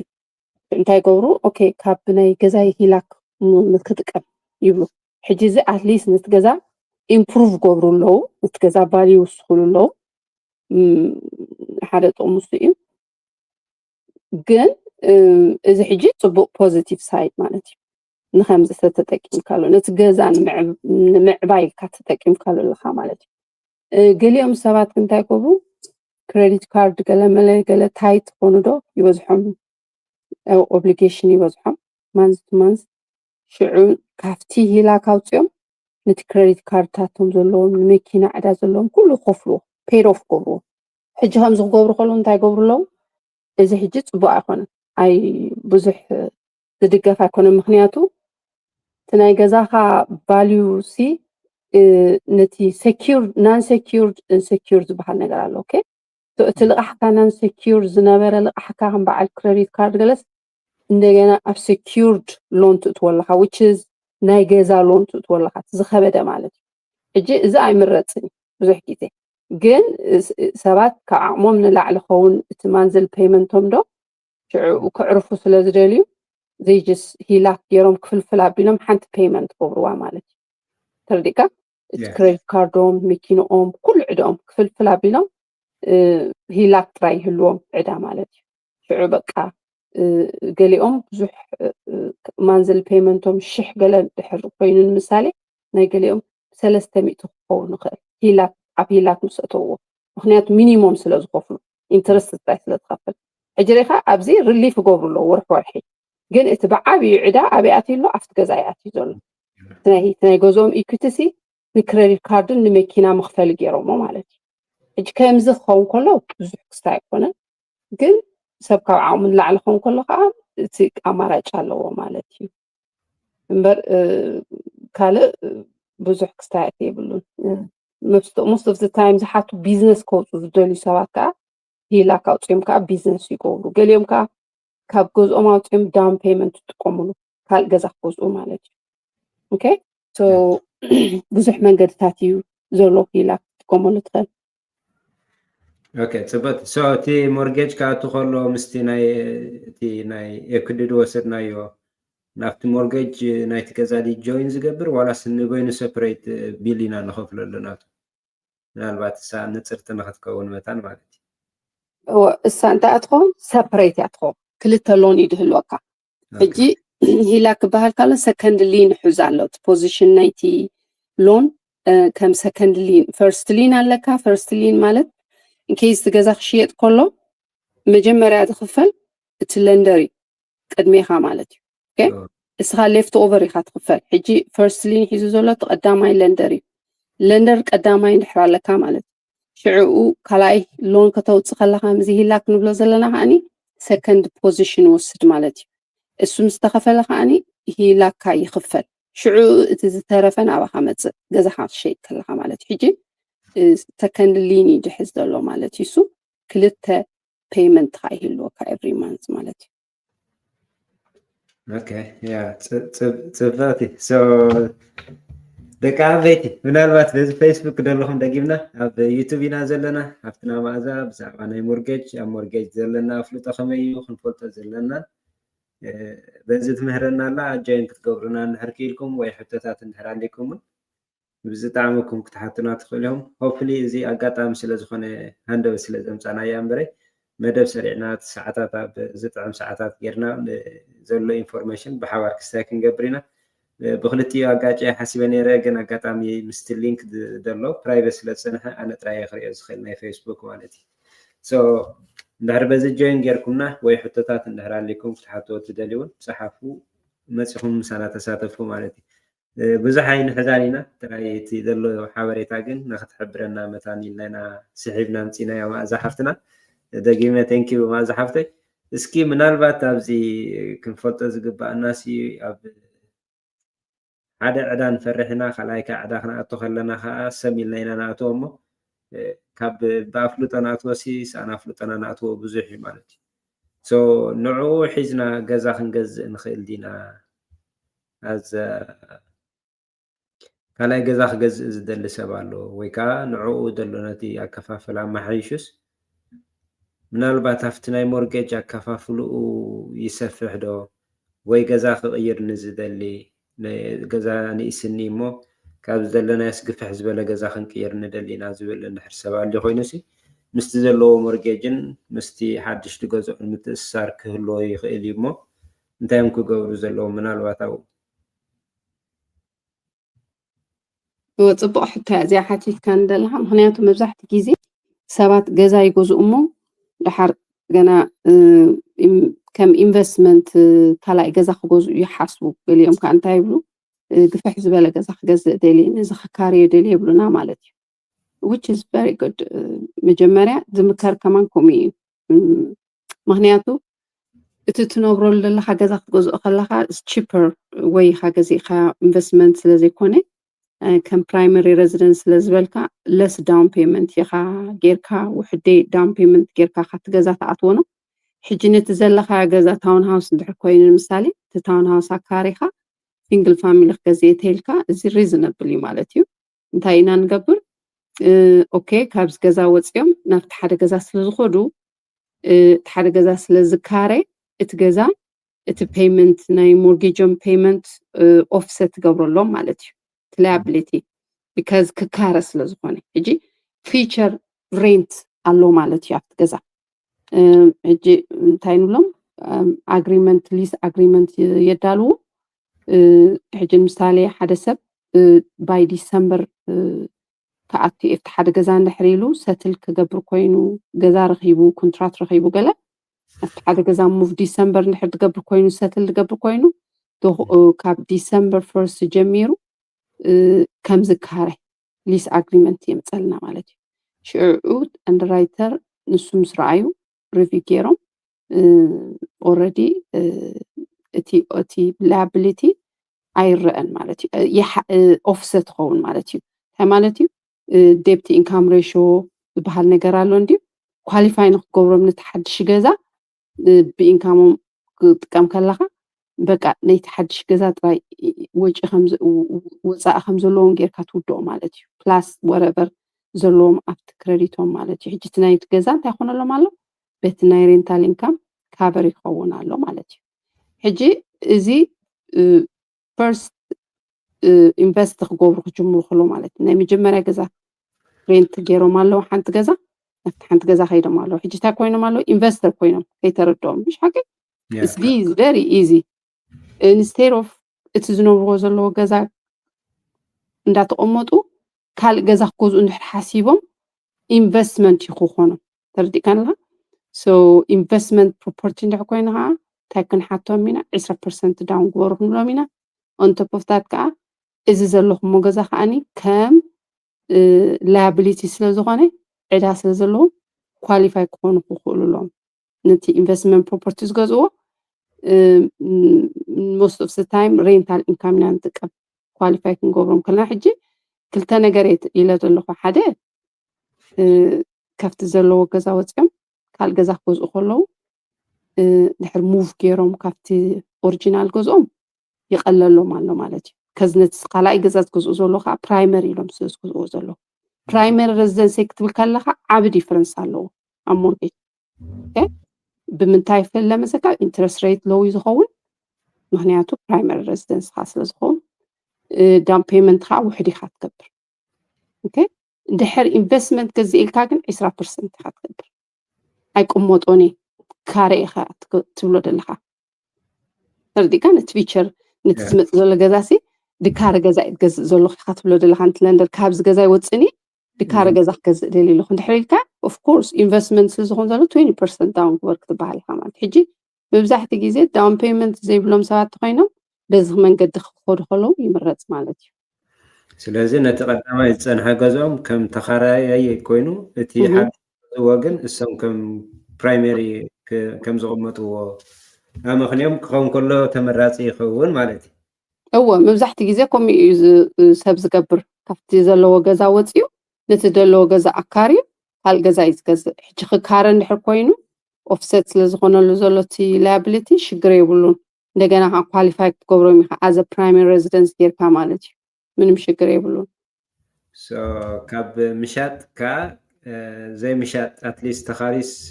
ትገዛ ሴፍ ክገብርዎ ይምረፅ ከመይ ኣብዚኣ ተሸጥዎ ዶ ይሓይሽ ዋላ ሴፍ ተገብርዎ ምናልባት ንዑ ክስታይ ኣብ ምሻጥ ዝኣቱ ሰብ ኣሎ ንዑ ሸይጡስ ካልእ ከም ክስታይ ካብ እርጌሩስ ነቲ ሓደ ገዛ ድገዝእ ሰብ ኣይሰኣን ንኸውን እሞ ትብሊ ከምቲ ናትኪ ተመክሮ ኣብቲ ስራሕ ሴፍ ተገበርዎ ዶ ይሓይሽ ዋላስ ንዑ ሸይጦም እቲ ናቱ ይውሓድ ይብዛሕ ገንዘብ ሒዞም ክኸዱ ኦኬ እንታይ መሲልካ ተደቐለለ ንዓና ከካሪዎ ከለዉ እዩ ንዋላ ነቲ ሎን ክንገብሮ ከለና ዋላ ኮንትራክት ክረኽቡ ከለዉ ከካሪዎ ከለዉ ቀልል ምንታይ መስለካ እንተ ደኣ ክንሸጦ ኢና ኢሎም ሓደ ግዜ ክንሸጦ እየ ገዛ ሸይጠና ሓደ ገዛ እዩ ዝኸይድ ብሉካ ምሽ ሕጂ እንታይ ይኸውን መስለካ እንድሕር ኢንካሞም ኳሊፋይድ የገብሮም ኮይኑ ንክልተ ሎን ናይ ግድን ሓደ ገዛ ክካረ ኣለዎ ክንብል ኣለና ወይ ከዓኒ ክሽየጥ እንድሕር ኮይኑ ከዓ እንታይ ክንብል ኣለና እቲኦም እሳቶም ይሸጡ ኣለዉ ኮንትራክት ክኣትው ኣለዎ ኣብቲ ሓደ ገዛ ሕጂ እቲ ኣሰራርሓ ብጣዕሚ ክሬዚ ላይክ ነቲ ገዛ ዝደልየሎም ሰብ እንታይ ይብልዎ ኣለዉ መስለካ ኤቭሪ ታይም ፕሮፐርቲ ክረኽቡ ከለዉ ድፈትውዎ ፕሮፐርቲ ነቲ ሸያጣይ እንታይ ክብልዎ ክገዝአልካ እየ ገዛኻ ግን ገዛይ ምስ ሸጥኩ እየ ሕጂ ኮንቲንጀንሲ ይገብር ኣሎ ኮንቲንጀንሲ ክህሉ ከሎ እቲ ሰለር እንድሕር ማርኬት ናይ ሰለር ኮይኑ ከዓ they don't want to wait ንዓኻ ገዛኻ ስካዕ ትሸይጥ ምክንያቱ they want ክጋላገሉ እዮም ዝደልዩ መብዛሕትኦም ንዓኻ እታምነት ሃይቡኻን ማለት እዩ ሕጂ ኮንቲንጀንሲ ክህልዎ ከሎ ቀዳይ ነገር ነቲ ትደልዮ ገዛ ንኸይትረክብ ዕንቅፋት ኮነካ ኣሎ ማለት እዩ ቀልጢፉ ንኸይሰልጠካ ካልኣይ ከዓኒ ናይ ባዕልኻ ገዛኻ ከመን ሸጦ ከለካ ኮንቲንጀንሲ ትገብር ኣለኻ ባየር ክመፀካ ከሎ እንታይ ትብሎ ኣለኻ ገዛኻ እንዳሸጥካ ኣነ ገዛይ ክሸጠልካ ግን እንዳገዛእኹ እየ ዘለኹ you gonna wait for me ሃፍ ትብሎ ኢኻ ሕጂ ረኻኻ ኮምፕሊኬትድ ከኣሰራኢ ስራሕ እዩ ግን ብከምኡ መንገዲ እዩ ዕፆ ሕጂ ግን ከም ኢንቨስትመንት ክንሪኦ ኮይና ከዓኒ ብዙሕ ግዜ ረኮመንድ ትግበር ሓደ ገዛኻ ኣካሪኻ ኣፎርድ ትገብሮ ኮይንካ ሓደ ገዛ ኣካሪኻ ሓደ ገዛ ፕራይመሪ ጌርካ ክትኣትዎ ይበልፅ ማለት ፅብቕቲ ሶ ኣዝ ኮሎራዶ እንታይ ከምቲ ሕጂ ይተሓዝ ኣሎ እቲ ገዛ ማለት እዩ ንዑ ነቲ ባንኪ ሎን ከሎ ከምቲ ሕጂ ይኾነልካ ኣሎ ማለት እዩ ኣትሊስት እሱ ስለ ዘለና ኢሎም ክስታይ ይገብሩካ ኣለዉ ማለት እዩ እዎ ከም ዝበልኩኻ እዩ እቲ ሰራርሓ ዝቐልል ሶሪ እቲ ሰራርሓ ዝቐልል ምስ ክስታይ ምስ ትገብሮ እዩ ክካሬ ኢልካ ንክወፅእ ክትወፅእ እሞ ወይ ሓደ ሓደ ግዜ ከዓ እንታይ ረኮመንድ ገብሩ ሬንት ባክ ገብሩ ከምዚ ኦኬ ገዛይ ክሸጦ እየ ባየር ረኺበ ኣለኹ ግን ገዛ ስካዕ ዝረክብሲ ሓደ ወርሒ ዕድል ሃበኒ ክኸፍለካ ሞርጌጅ ይብሉ ማለት እዩ ገሊኦም ገዝኦም እናሸጡ ከለዉ ኣብቲ ገዛ እናተቐመጡ ከለዉ ፈቒዶምሎም ኣለዉ እቶም ገዛእቲ ማለት እዩ ገዛ ሽዑ ደልዩ ክገዝኡ ከምኡ ከዓ ግበር እዩ ግን እቲ ናይቲ ሰብ ምርጫ እዩ ግን ብዙሕ ግዜ ተመራፂ ፊቸር እንድሕር ሓሲብካ ኢንቨስትመንት ሎንግ ተርም እንድዩ ሪል ስቴት ዝኾን ደሎ ንሎንግ ተርም እንድሕር ሓስብ ኣለካ ግን ድሕር ተኻኢሉ ዳውን ፔመንት እንድሕር ኣለካ ኮይኑ ነቲ ሓድሽ ገዛ ትገዝኦ ክህልወካ ኣለዎ ገንዘብ ዳውን ፔመንት ነው እንድሕር ኣፎርድ ትገብሮ ኮንካ እቲ ዘሎ ገዛ ኣካሪኻ ካልእ ገዛ ክገዝኡ ይምረፅ ቴንኪዩ ማዘ ሃፍተይ መፂና ኣሎ እንዶ በዚ ሓንሳብ ማይክሳብ ሰቲ ንዓኸ ዕድል ክበክዮ እሞ ደሱ ከዓ ክንስሕቦ እንዲና ፅቡቅ ነገሩ ክልተ እንታይ ዝበሃል ኣለዉ ናብዚ ገዛ ማለት እዩ በቲ ናይ ሞርጌጅ ክንሓትት ፀኒሕና ንገዛ ንምድላው ማለት እዩ ኣብ ገዛ ዘለና ከዓ ኣብቲ ፋይናንስ ድዩ ኣብቲ ተሓሕዘ ናይ ገንዘብ ኣብቲ ከፋፍሉ ክትነግረና ፀኒሓላ ማእዚ ሓፍትና ቴንኪዩ ማዚ ደሱ ሓውና ደሱ ከዓ እቲ ሰላም ናይ ፕሪ ኣፕሩቫል ናይ ባንክ ምስ ሓዝና እቲ ገዛ ደስ ትብለና ቦታ ምስ ረኸብና ካብቶም ኣየናይ ሕሸና ብኸመይ ክንገዝኦ ኣለና ኣየናይ ወረቐት ክሳለጥ ኣለዎ ኣሳሊጦም ዝህቡና ሪል ስቴት ዝበሃሉ ማለት እዩ ሪል ስቴት ጥራይ ኣይኮነን ደሱ ሓውና እንኳዕ ደሓን መፃኻ እሞ ቴንኪዩ ገሪ ሓወይ ከምዚኣ ጌርና ኢና ስሕብ ነብለኩም ሃንደበት ከይተዛለኹም ከምዚ ናይ ወታደር እንደ ግዜ ተቋፂርና ኣለና ተቋፀርካ ትሓሽ ከይተቋፀርካ ፅብቕቲ ሃንደበት በቃ ድሓን ሕጂ ነቲ ናትና ተኸታታሊ እውን ናይ ነገርና የምን ፀኒሕና ሃንደበት ክስታይ ስለ ዝገበርና ፌስቡክ እውን ኮኔክት ገይረ ፀኒሐ ግን ፕራይቬት ስለ ዝፀንሐ ሼር ክኸውን ኣይከኣለን ገበዚ ብቴሌፎን ከፊተ ኣለኹ እዞም 12 ብፌስቡክ ዘለኹም ናብዚ ዩቱብ ተትመፁ ፅቡቅ ነይሩ ማለት እዩ ደስ ሓውና ድሓን ንምልላይ ዝኣክል ኣነ ንስኻን እንኳ ድሓን ዋላ ድሓር ክንላለየና ግን ነዞም ኣሕዋትና እንድሕር ኣላሊኻዮም ፅቡቅ ነይሩ ፅቡቅ ሽመይ ደሳለ ኣረጋ ይበሃል ኣብ ነቫዳ ላስ ቬጋስ እየ ዝቕመጥ ሞያ ዝነጥፈሉ ከዓ ሪል ስቴት ላይፍ ኢንሹራንስ ሄልዝ ኢንሹራንስ እዚ የጠቃልል ማለት እዩ ምስኡ ዝኸይድ ናይ መኪና ኢንሹራንስ ሴቪንግ ኣለና ምስኡ ዝኸይድ ዊል ኤንድ ትራስት ኣለና ምስኡ ዝኸይድ ካልእ ፕሮፐርቲ ማኔጅመንት ኤርቢኤንቢ በልዎ ወላ ፓድ ስፕሊት በልዎ ዝተፈላለዩ ዓይነት መገድታት ኣብ ብዙሕ ነገር ነጥፍ ማለት እዩ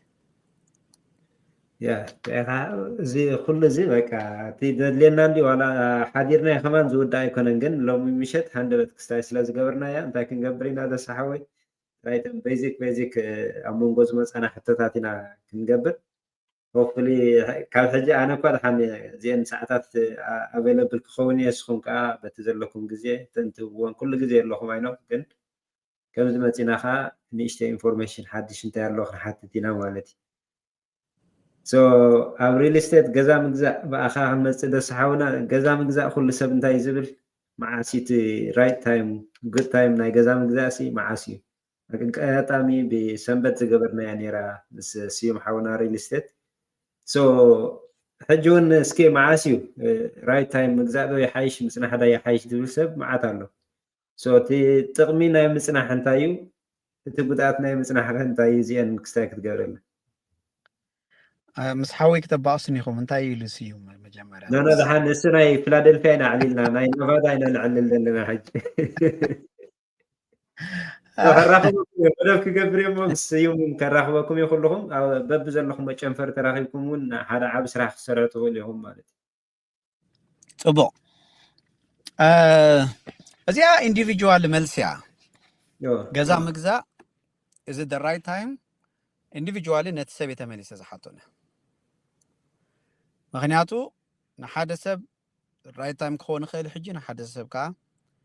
right time ከይከውን ይኽእል ማለት እዩ ሕጂ ሓደ ነገር ሓደ ሰብ ተደልይዎ ዋጋ ይኸፍለሉ ክሳብ ተለቂሑ ነቲ ነገር ዋጋ ይኸፍለሉ ንዑ ትረኣየ ደላ እታ value ትረኣየ ደላ afta ገዛ ምውናን ንዑ ትረኣየ ደላ ነገር ኣላ ደቁ ኣብ ባክያርዶም ከዓብዩ ደቁ ኣብ ናቶም ገዛ ክፃወቱን ናተይ ዝብሎ ነገር ክህልዎ ናብ ስድርኡ ናብ ደቁ ዝመሓላለፍ ወርሻ ክህልዎ ወርሒ ዘይውስኽ ዓመት ዘይውስኽ ክፍሊት ናይ ገዛ ሕጂ ኣረኣያና ፈላለማት ስለዚ ሓደ ሰብ ንሓንቲ ነገር ቫልዩ ተርእየላስ ዋጋ ገንዘብ ወሲኹ ገንዘብ ምሽ ሓቀይ ኣብ ብዙሕ ነገር ንሪኦ ኢና ኣብ ሂወትናሲ ወላ ገሪሓ ወይሲ ኣብ ገዛኻ ሲ ብዙሕ ነገር ኣሎ ሕጂ ንስኻ እዚያስ ኢልካ ዋጋ ኸይ ሓተትካ ትገዛእቱ ቫልዩ ርኢኻ ማለት እዩ ሕጂ ሪል ስቴት ቫልዩ ተርእየኻሉ ታሽ ትገብሮ ኢኻ ማለት እዩ ውሳኔ ትውስን ኢኻ ሕጂ እንታይ ማለት እዚ ክብል ከለኹ ግን ቫልዩ ዋላ ከም ዘለዎ እንዳፈለጡ እውን ራይት ታይም ከይከውን ይኽእል ንገለ ሰባት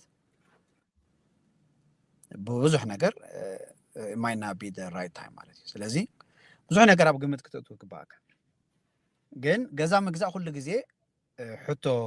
ዘድልዮ ነገር ኣይኮነን ምክንያቱ መሬት እንዳተወደአ እዩ ዝኸይድ ደሎ እምበር መሬት እንዳገፍሐ ይከይድ ደሎ ደቂ ሰባት ኣብ መሬት እንዳበዝሑ ይኸዱ ኣለዉ መሬት ግን ብመጠን ደቂ ሰባት ዝበዝሕዎ ደሎ ብመጠኑ ኣይገፍሕን እዩ ዘሎ ምናልባት አለናው ሼር ከገበር ይኽእል የት ስክሪን አይከልን ግን እቲ እንድሕር አኽር ዝኽእል ኮይኑ ያስ ስለደለይሞ ምናልባት መንጎ ክሳብ ተዳልዋ ግን ንማእዚ ነዊሕ ሕጂ ያፀኒሐ እንዲ አይ ዶንት ኖ ሰዓታት ሓንቲ ሕቶ ሓታ ንማእዚ ክሳብ ተቀርበ ነው ደሳሓ ወይ ኦኬ ግን ማእዚ አኽላይ መስለኒ ከይ ነዊሕ ከይንሕዛ እሺ ማእዚ ሰዓታት ውን ነዊሕ ስለተሓስክዋ አቤት ማእዚ ندرس لي أخي ما يزاد ونجي واحد مثلا خنقص عينه ساعات الانتحرالك I'm happy قلنا من الوقت ساعات كستاي حجك خيل له نويح ساعات حجك خيل له أنت حتى حتىكم الحن نعخل لو معلت خنفان وكنا نويح من الوقت أفتنا أكيد دمنا ياسي موز دخل لنا سونو بل حجنا قدم انترست دسن حنا يتجزا لو اندحر صنيحو بتنا قدم انترست دينا نوستس ولا بت حج زلو يمزهوبنا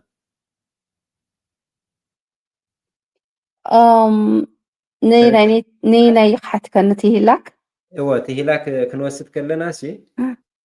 بتنايتي جزا خجزا خلو ወይ کا بتناي قدم زلو انترست ريت دينا زهوبناس ولاس بت حجي زلو انترست ريت يمزهوبنا نو كم يكون انتي دي مسيلكا هلاك بحال كله كم بحدش لون يتسرح زلو اجي كم بحدش لون كسرح لك خالا اي لون مالتيو اوف كورس حدش لون سلازخونه بتزلو انترست ريتن اتلون اماونت خاني بتزحتت كارلون اماونت يزخير مالتيو سو مستنا مجمريا لونكا والحنت زتحاحز يبلو مجمريا لونكا كم دلو يبقى منزل بيمنت خفل علىها ናይ 30 ዓመት ነይሩ ናይ 30 ዓመት ይዘለካ ሪፋይናንስ ኣይገበርካን ስኢሉ ኸይድ ኣሎ እቲ ካልኣይ ተሓቱ ዘለካ ግን ካልኣይ ሎን እዩ ዝኸውን ዘሎ ሓድሽ ተርሚ እዩ ዝኸውን ዘሎ ሓድሽ ለንደር እዩ ዝኸውን ዘሎ ሓድሽ ኢንትረስት ሬት እዩ ዝኸውን ዘሎ ሶ በቲ ዘሎ ኢኻ ትወሃብ በቲ ዘሎ ካረንት ማለት ሎሚ ተጌርካ ሪፋይናንስ ኣብ ዝወርሒ ዘሎ ሬት ኢኻ ትረክብ ማለት እዩ ኦኬ ያ እሳ ክሊር ክገብራ ምክንያቱ ሲ ናይ ቀደም ተሓት እንድሕር ኣሎ ኮይኑ መኻበዝ ዘሎ ሕጂ ለዓሊ እንድሕር ኣሎ ኮይኑስ በየን እዮም ካልኩ ገብሩ ዋሲ ኣብ ርእሰይ ክትመፅአኒ ፀኒሓነ هو حجة تناي قدم تناي قداماي لونكا مالتكا انديو نسو ኣይትንከፍን እዩ እሱ ከም ዘለዎ እዩ ድኸውን ካልኣይ ሎንካ ሕተት ከሎ እቲ ፈርስት ሎንካ ወላ ሓንቲ ዝትንክፎ ሰብ የለን ከም ዘለዎ እዩ ዝኸውን ዛስ ዋይ ካ ሰከንድ ሎን ትሓትት ዘለካ ዝትንከፍ እንድሕር ኮይኑ ተንኪፍካ ንዑ ሎን ትሓተሉ ካሽ ኣውት ዝበልክዎ እዩ ዓንቲ ወይ ካሽ ኣውት ሪፋይናንስ ዝበልክዎ እሱ ኮላ እዩ ዝትንከፍ እንድሕር ካሽ ኣውት ትሓትት ኣለካ ኮንካ ካሽ ኣውት ሪፋይናንስ እዩ ዝበሃል ነቲ ዘለካ ቀዳማይ ሎን ስኒ تغيروا لها مور تحت لها جن مثالي 300 شح تراي نحر لك خوين عدا 100 شح نحر كلك احد لي خمور نتلق احكا 300 شح بلاس 100 شح 300 شح خونا له مش 300 شح نيو لون تحت لها قاب حد شلندر اجتا يقبرو كبوخا خلو 300 شح 300 شح نتي زلك عدا paid off قبرو مالتي نتي زلك لون اجي حدش لون ب 300 شح جميرك cash out refinance حجي تنكيف كايا لخا مالتي تلون مش حكي first loan interest rate 3 اندحر نيرو 3% نيرو cash out refinance غير كاش ديش اندحر ابزي حكايه تخسري خا زلخا ترديكا تي interest rate كا 6% غير كا مغنياتو قوم يزولا ريت نحر cash out refinance قبل كوينكا 3 اندحر نيرو تي interest rate كا guess what نك تمي تشحز عداخا 3% زنبرس كاش نسل طراي سل زدلخاسي نفس دايب المعلد نفس أديبك عدا توصل doesn't make sense right so that's why you cannot refinance كم خون كله cash out refinance هيتحطتنيها تحت second loan هتحت okay تنكفيت دلني هانش okay يا تبات معناته ناس زمان بتعومينا جزينا يعني exactly بكوفيد كاري فاينانس غير كات خونكا 2% 2% بتنوري جزيرة. Okay. But ما حابتي I really appreciate you. زين I'm happy again. I know miss you. midnight وينه. أخلي كده حنعطي يغني لي سنة تجزي أخي. ده هجي كم جاجرنا. hopefully حامس عربي كلام مشيت على الهجزة. هذا. ساعات كساجرنا. كتاب جرنا قطر نراخبلو نعهم زتعم بقام كان عنده هلو خلو واي نوت كنراخبو زي نخل مهناتوس نزي زيركب بزح سبع لنا مالتي سلاسي كافتي دلو بيلا بيلو وصينا خانتي معلمو يا خبك خلتي انفورميشن كا يمرصمو يغنيلا يزبك ثانك يو زي يا حاوريتا حبيرنا ساعات اللي كمنا اتو حبيرنا تسبون تدالي متان كسنا نايلو ما حدا بس لازم نبرت انفورميشن نايزر كحون بزح سبون ايفلتت جن ريكارد مسكونه زريو حتى زتحفلنا خونه ወይ ከዓ ዝድውሉ እንድሕር ኣልዮም ብኸመይ ክረኽቡ ክኽእሉ ምሳኻ ክሰርሑ ንዝደልዩ ሰባት እንድሕር ኣልዮም هذا أنا أب دي إم في إريان دي زلخو سلكي كأني أتين كافتي ناي أب كله شاشال كسايز غورو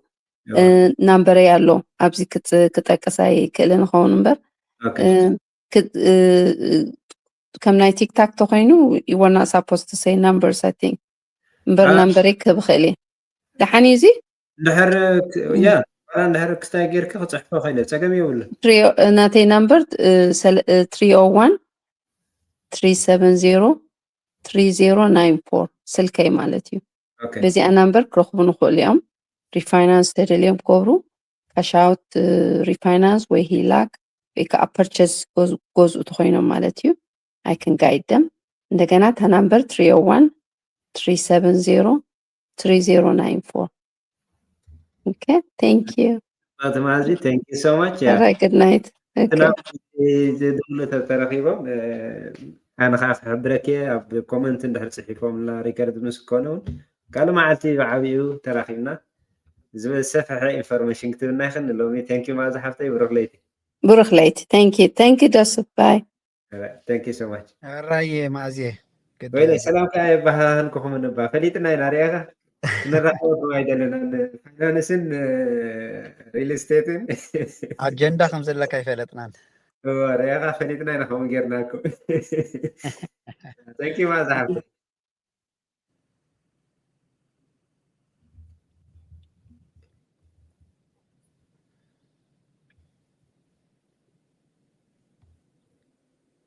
ቢኒ ዘሎ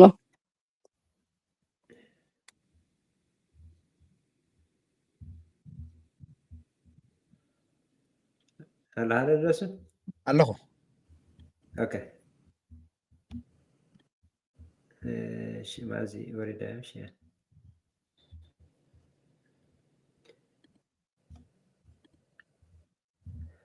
all right we can share the screen right ያ ስለዚ ያው በቃ እዚ ንምንታይ ዝዘረደ ኣለኹ ኣብ 1965 ገዛ 20,000 ነይሩ ዋግኡ ሕጂ ኣቨሬጅ ገዛ ክንደይ ኣለ 450 ኣለ ማለት እዩ ሕጂ ንምንታይ ኣምፅእ እዚ እቲ ፖፑሌሽን ካብኡ ክሳብ ሕጂ ብጣዕሚ ክንደይ ብሚልዮናት ብሚልዮናት እንዳበዝሐ ይኸይዱ ማለት እዩ እታ መሬት ግን ወሲኻ ድያ ተይልና ኣይወሰኸትን ስለዚ መሬት ካብ ዘይወሰኸ ፖፑሌሽን ካብ በዝሐ እቲ ዋጋ ከዓ ኩሉ ግዜ ከዓ ኣብ ትሬንድ እዩ ማለት ኩሉ ግዜ ንላዕሊ እዩ ዝኸይድ ምናልባት ኣብ 5 ዓመት ኣብ 10 ዓመት ሓንሳብ ክወርድ ክእል ይኾን ዝወርደሉ ግን ውሕድ ግዜ እቲ ንላዕሊ ዝድይበሉ ይበዝሕ ካብቲ ዝወርደሉ ስለዚ ከምዚ እንድሕር ኮይኑ ንሕና እንታይ ክንገብር ኣለና ማለት እዩ ስጉምቲ ክንወስድ ንክእል ኣለና ማለት እዩ እቲ ቫልዩ ናይቲ ገዛ እንታይ ምዃኑ ተረዲእና we have to take action ማለት እዩ ስለዚ ገዛ ምውናን ማለት ካብ እንታሽሙ ዝሓለፈ እዩ እቲ ትርጉሙ ሲ እቲ ንዓኻ ዝፈጥረልካ ፍሪደም ደቅኻ ኣብ ገዝኦም ከም ደስ ዝበሎም ብዘይገለ ስክፍታ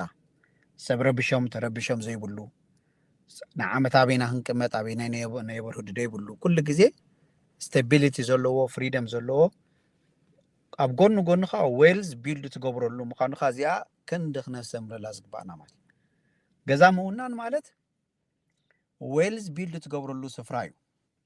እዚ ንብዙሓት ገዛ ዝወነኑ ሰባት ኣብ ዙርያኦም ደለው ውሕተትዎም ሓደ ሰብ ኣብ 10 ዓመት ሰሪሑ ከምፅእ ዘይክእል ገንዘብ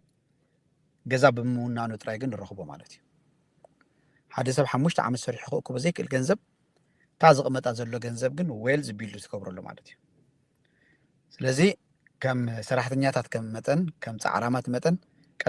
ቀዳማይ ክንፈልጦ ዝግባአና ነገር ተሃሊኻ መን እዚ ማለት እዩ ኩላትና ንፅዕር ገንዘብ ደሊና እንዲና እሞ ብካልእ መገዶን ገንዘብ ክነምፅእ ከም ንኽእል ክንፈልጥ ኣለና ሓደ ሰብ ብትኽክለኛ እቲ ሲስተም ናይ ገዛ ተረዲኡ እንድሕር ደኣ ኸይዱ ኣብ ዝመፅእ ደሎ 30 ዓመት 3-4 ገዛ ወኒኑ ጎኑ ጎኑ ከዓ ፅቡቕ ንሪታይርመንት ዝኸውን ፍርቂ ሚልዮን 1 ሚልዮን ዝኸውን ገንዘብ ክእክብ ይኽእል እዩ ማለት እዩ ብዘይ ስራሕ ማለት እዩ ስለዚ ብጣዕሚ ኢንቨስት ክንገብረሉ ዝግባአና ነገር ተሎ ሪል ስቴት ይኹን መሃር ይግባአና ቪድዮታት ክንርኢ ይግባአና ኣብ ከምዚ ዓይነት ዕድላት መፂና ክንሓትት ይግባአና ስለዚ ገዛ ምግዛእ ኢንዲቪጁዋል ስለ ዝኾነ ብኣቨሬጅ ተሪእና ግን ከም ዝኽብለኩም ፀናሕኹ ማለት እዩ ዌልዝ ቢልድ ዝገብር ነገር ሲ እዚ ደራይ ታይም ኢልካ ትሓተሉ ዲኻ ፍሪደም ዝህበካ ነገር ሲ እዚ ደራይ ታይም ኢልካ ትሓተሉ ዲኻ ስታቢሊቲ ዝህበካ ነገር ሲ እዚ ደራይ ታይም ኢልካ ትሓተሉ ዲኻ ንጀነሬሽን ዝኸይድ ነገር ንደቅኻ ዝኸይድ ነገር ዝመሓላለፍ ነገር ሲ እዚ ደራይ ታይም ኢልካ ትሓተሉ ዲኻ እዚ ደራይ ታይም ማኪና ንምግዛእ ኢሉ ዝሓትት ሰብ ኣሎ ዶ ኢምፖርታንት ናይታ መኪና ስለ ተረድኦ ኣለኒ ዝብሎ ገሊኡስ ዋላ ኸማን ባቡር ዝበዝሓሉ ቦታ መኪና ንኽውንን ክንደይ ዋጋ ይኸፍል እዚ ደራይ ታይም መኪና ንምግዛእ ኢሉ ሓትት ኢልኩም ዶ ትሓትት ሰብ ኖ ዋይ ምክንያቱ እቲ ሓደ ነገር ኣብ ውሽጡ ዝቆርፆ ነገር ኣሎ ማለት እዩ እቲ ኦውነርሽፕ ወናኒ ዝበሃል ነገር ደቂ ሰባት ንደልዮ ንፈትዎ ነገር ማለት እዩ the pride of ownership ኣብ ደቂ ሰባት ኣሎ እቲ ፋሚሊ ሌጋሲ እዚ ናይ ገዛ ማለት እዩ መብዛሕትኡ ሰብ መኪና ክገዝእ ከሎ ግን ዋላ ፅቡቅ ትራንስፖርቴሽን ፓብሊክ ትራንስፖርቴሽን እንድሕር ኣሎ the pride of ownership ንክገዝእ ዝገብሮ ስለዚ እዚ ሰብ እዚ ሓተካ ዲ ኢንተረስት ሬት ኢሉ يحتى كاري this the right email no نمتى أن جزاه من بلادنا زتردنا نجار وحد سلزقوني كلا يكون so زين إشتي مقلتت yeah thank you that's how yeah تصبوي من البعض بجزا ترى كنا بالكلنا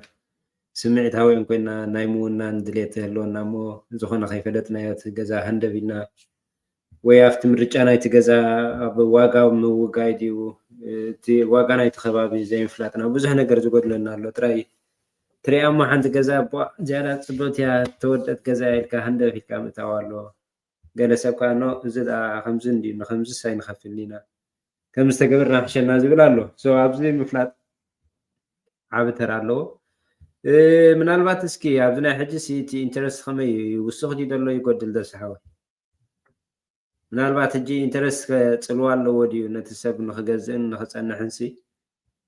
እንታይ ተዓክቶ ደሎ ኢንተረስት ክጎድለልና ኣለዎ ኢሉ ዝፅበ ሰብ ብዙሕ ሰብ እዩ ዘሎ ማዕረ ኢኻ እቲ ዋጋ ናይቲ ገዛውትኻ ወይ ናይ ምስኣን መፅእ ኣሎ ወይ ከዓ ናይ ገዛኢ ናይ ምብዛሕ ከዓ ኣሎ ማለት እዩ ሳምታይምስ እቲ ዝሽየጥ ገዛውትስ ውሕድ ይኸውን እሞ እቲ ዝገዝእ ሰብ ከዓ ይበዝሕ ማለት እዩ እቲ ሴል ዝነበረ ሽዑ ናብ ኦክሽን ይቕየር ኣሎ ማለት እዩ ከምዚ ናይ ኮቪድ ዝነበረሉ ግዜ هو ሕጂ እቲ ኢንተረስት ሬት ወሳኒ ምዃኑ ኩላትና ነረዳዳ ኢና ግን ሓደ ግዜ ኮንትሮል ስለ ዘይብልና ኢና ንዛረብ ሕጂ የስ 6.1 ኣሎ ሎማዓንቲ ኤፍኤች ተኮይኑ ከዓ 5.9 ኣሎ ሰሪንተ ወሰንት መብዛሕት ግዜ እንጥቀመለን ሕጂ የስ ኮቪድ ግዜ 3% ነይሩ እንታይ ማለት እዩ ብ3% ናይ 300,000 ገዛ እንድሕዳ ትገዝእ ኮይንካ ብ6% ናይ 300,000 ገዛ ክትገዛእ ትኽእልና ምክንያቱ ናትካ ባይን ፓወር ቀኒሱ ኣሎ ነሳቶም ኩሉ ግዜ ዴንቲ ኢንካም ሬሽዮ ዝበሃል ዝጥቀምሉ ነገር ኣሎ ዴንቲ ኢንካም ሬሽዮ ማለት ዕዳኻን ኣታዊኻን ይመዝንዎ እሞ ልዕሊ 50% ናይ ኣታዊኻ ሲ ናብ ዕዳኽ ከይድ የብሉ ንብሉ ስለዚ 50% ኣታዊኻ ሴቭ ክኸውን ኣለዎ እቲ 45% ኣታዊኻ ንወፃኢ ትጥቀመሉ ትኽእል ኢኻ ኢሎም ሊሚት ገብሩልካ እዚ ሕጂ እንታይ እዩ ወፃኢታት ክብሉ ከለዉ ነቲ ሞርጌጅ ጥራይ ኣይኮነን ዝኾነ ዕዳ ናይ መኪና ተለካ ናይ ክሬዲት ካርድ ተለካ ዝኾነ ዕዳ ኣለ ናትካ ዕዳ ዝበሃል ሲ ካብ 45% ንላዕሊ ኣታዊኻ ክኸውን የብሉን ንምንታይ እዚ ንዓኻ ፕሮቴክት ንምግባር ሕጂ ሓንቲ ገዛ ሓደ ሰብ እንድሕር ብ300,000 ብ300,000 እንድሕር ክገዛእ ኮይኑ ደሞዙ ክንደይ ክኸውን ኣለዎ እንታይ ኢንተረስት ሬት ክኸውን ኣለዎ እሱ ናይ ገዛ ርሱ ዝኾነ ኣፌክት ኣለዎ ማለት እዩ ሕጂ ከምዚ ንብሎ ዘለና ሜይቢ ኤግዛምፕል እንድሕር ክንጥቀም ኮይና እዚኣ ተሰሪሓተለይ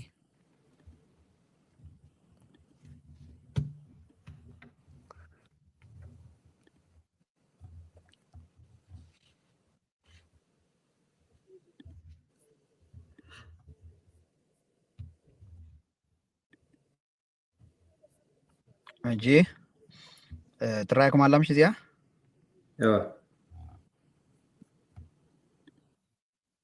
ሕጂ እዚኣ ዋጋ 500,000 ገዛ ብ6% 3,500 ወርሓዊ ክኸፍል ኣለዎ እዚ ሰብ ሕጂ ደመዙ 7,000 ክኸውን ኣለዎ ማለት እዩ ኦኬ ኣብ ኮቪድ ግዜ ተዝኸውን ነራ እዛ ገዛ እዚኣ ግን ብ3% ነራ ትኸውን ደመዙ ክንደይ ክኸውን ጥራይ መድልዮ ነይሩ ማለት እዩ ክንብል ኢና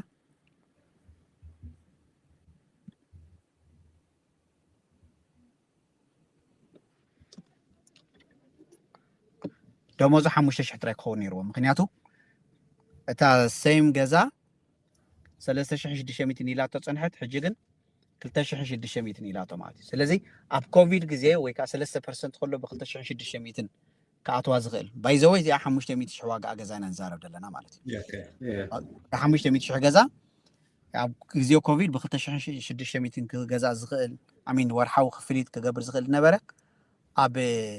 حجي 6% جن 3,000 كندي حاتيتو مالتي مور 3,500 6,000 مال 3,500 3,600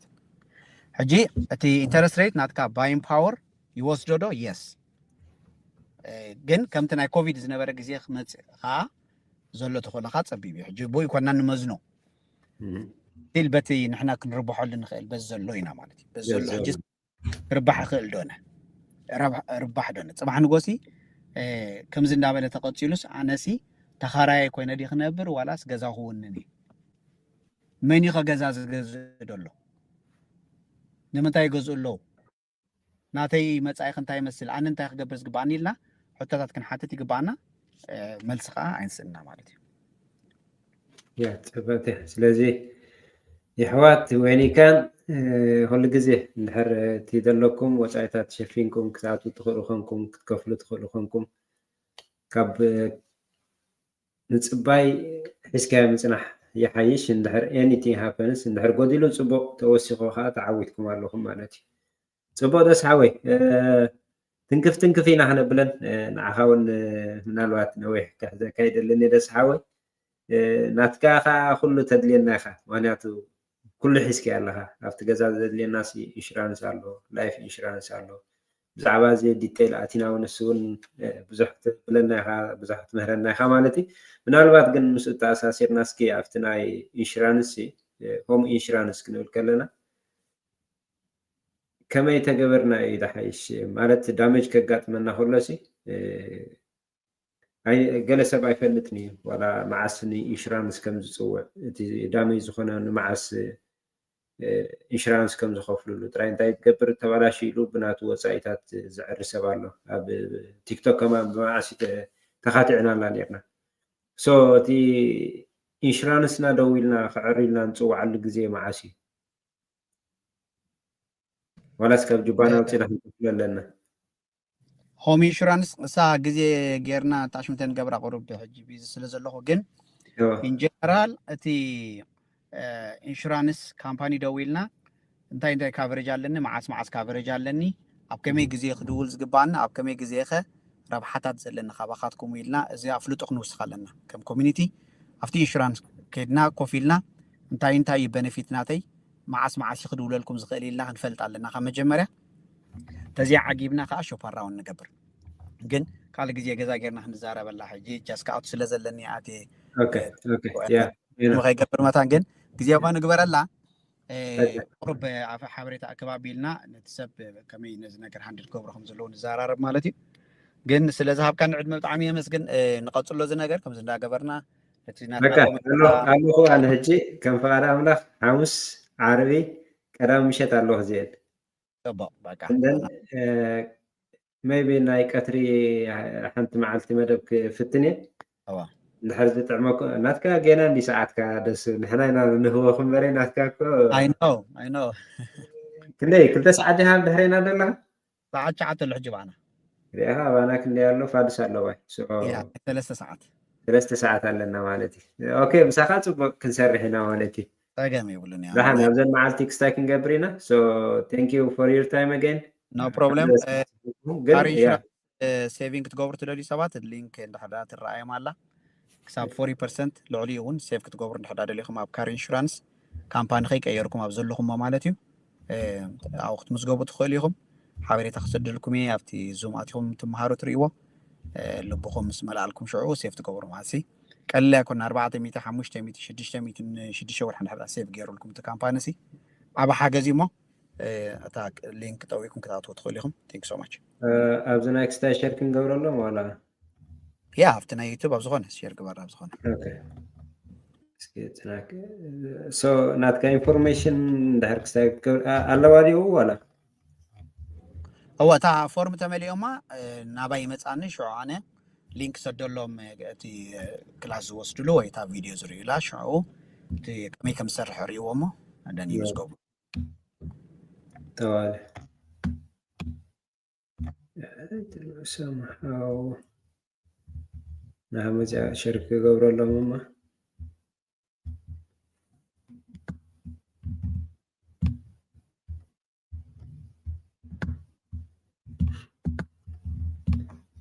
somehow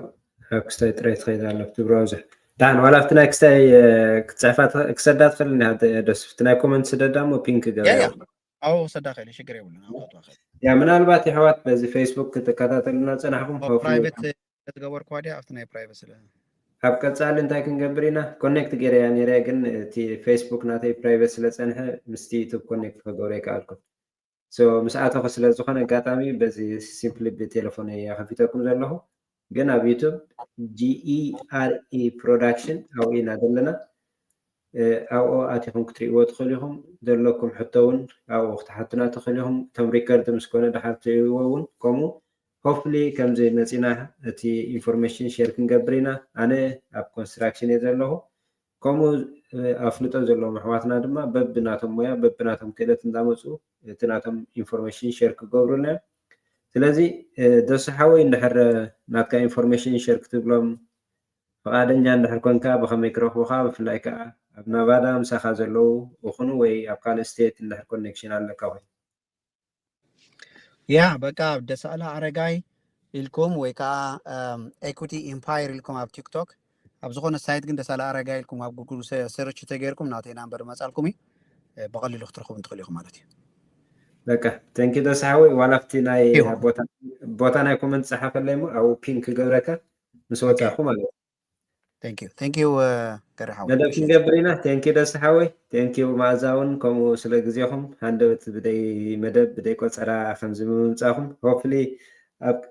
ቀፃሊ ኣብ ዝጥዕመኩም ሰዓት መደብ ጌርና ነቲ ዝዕዘበና እውን ሰዓት ክንደይ ከም ንኣቱ ሓቢርና ቀዲምና ክንሕብሮም ከለና ነዚ ክፈልጡ ዝደልዩ ብዙሓት ኣለዎ ሞ ንዕኡ ስኬጅል ጌርና ክንመፅ ኢና ደስሓወይ ቴንኪ ፎር ዩር ታይም ኣገን ገንዘብካ ደስ ይብለኒ ብጣዕሚ የመስግነካ ቴንኪ ሶ ማች ያ ስለዚ ኩሉ ፀናሕኩም ይሕዋት ወይ እውን ሪከርድ ምስ ኮነ ትርእይዎ ኣጋጣሚ ሃንደበት ስለ ዝረከብናዮም ብዘይ መደብ ኢና ኣቲና ግን ኣብ ቀፃሊ ሰዓታት ሓቢርና ወይ ከዓ እቲ መደባት ሰዓት ክንደይ ከም ነብሎ ምስ መን ከም ንራኸብ ክንዝርግሖ ኢና ከምኡ ብሓንሳብ እቲ ዩቱብን ፌስቡክን ብሓንሳብ ኮኔክት ክገብሮ ከምኡ ኮኔክት ዝገብሮ ነይሩ ኣብ ሕጂ ኣጋጣሚ ግን ሃንደበት ስለ ዝኣተኹ ግን ፕራይቬት ፀኒሑ ሼር ክገብሮ ይከኣልኩም ኣብ ፌስቡክ ክልቲኡ ብሓንሳብ ማለት እዩ ሶ ሪከርድ ምስ ኮነ ትርእይዎ እውን ከምኡ ዘለኩም ሓሳብ ርእቶ ሕቶ ወይ እውን ዘለኩም ሓሳብ ክተካፍሉ ትደልዩ በታ ዘላትኩም ሞያ ኢንፎርሜሽን ክነመሓላልፍ ንደሊና ትብሉ እንድሕር ኣለኹም ከምኡ ረኸቡኒ ከምኡ ጌርና እታ ንፈልጣ ሼር እናገበርና ሕብረተሰብና ዝፈልጠሉ ንሕና ከዓ በታ ዘላትና ሞያ እንዳሰራሕና ንዓብየሉ ከምኡ ጌርና ንጠቀመሉ እዚ ግዜ ስለ ሓበሬታ ምሳይ ኮፍ ኢልኩም ዝፀናሕኩም ክትከታተሉና ዝፀናሕኩም ድማ ኣዝየ የመስግን ሪከርድ ምስ ኮነ ትርእይዎ እውን ከምኡ ኣብ ካልእ ሰብ ንክበፅሕ ድማ ሼር እንድሕር ጌርኩሞ ላይክ እንድሕር ጌርኩሞ ነቲ ዘይርኦ ሰብ እውን ክበፅሖ ስለ ዝኽእል ነቲ ኣልጎሪዝም ንክዓቢ እውን ስለ ዝሕግዘና ኣብ ናይ ህንፃ ኮንስትራክሽን ኣብ ገዛኹም ዘድልየኩም ሓበሬታታት እንድሕር ሃልዩ ኣብ ገዛ ምስራሕ ድማ ኣነ ካብቲ ዝነጥፈሉ ሞያ ስለ ዝኾነ ከምኡ ምስቲ ናይ ሪል ስቴት ድዩ ምስ ናይ ሞርጌጅ ዘብሉ ሰባት ተራኺብና እቲ ሞያ ሼር ክንገብር ከለና ከዓ ደስ ይብለኒ ምክንያቱ ትፈልጦ ኢንፎርሜሽን ክትህብ ከለካ ሞር ይቀለልካ ካብ ቤላቤሎ ኢልካ ዘይከውን ክስታይ ክትዕልል ከለካ ማለት እዩ ስለዚ የቀኒየለይ ኣብ ቀፃሊ ብስፍሕ ዝበለ ክንመፅ ኢና ሰላም ምሸት ሰላም መዓልትካ ነቶም ቀትሪ ዘሎ ብኣኹም ማለት እዩ የቀኒየለይ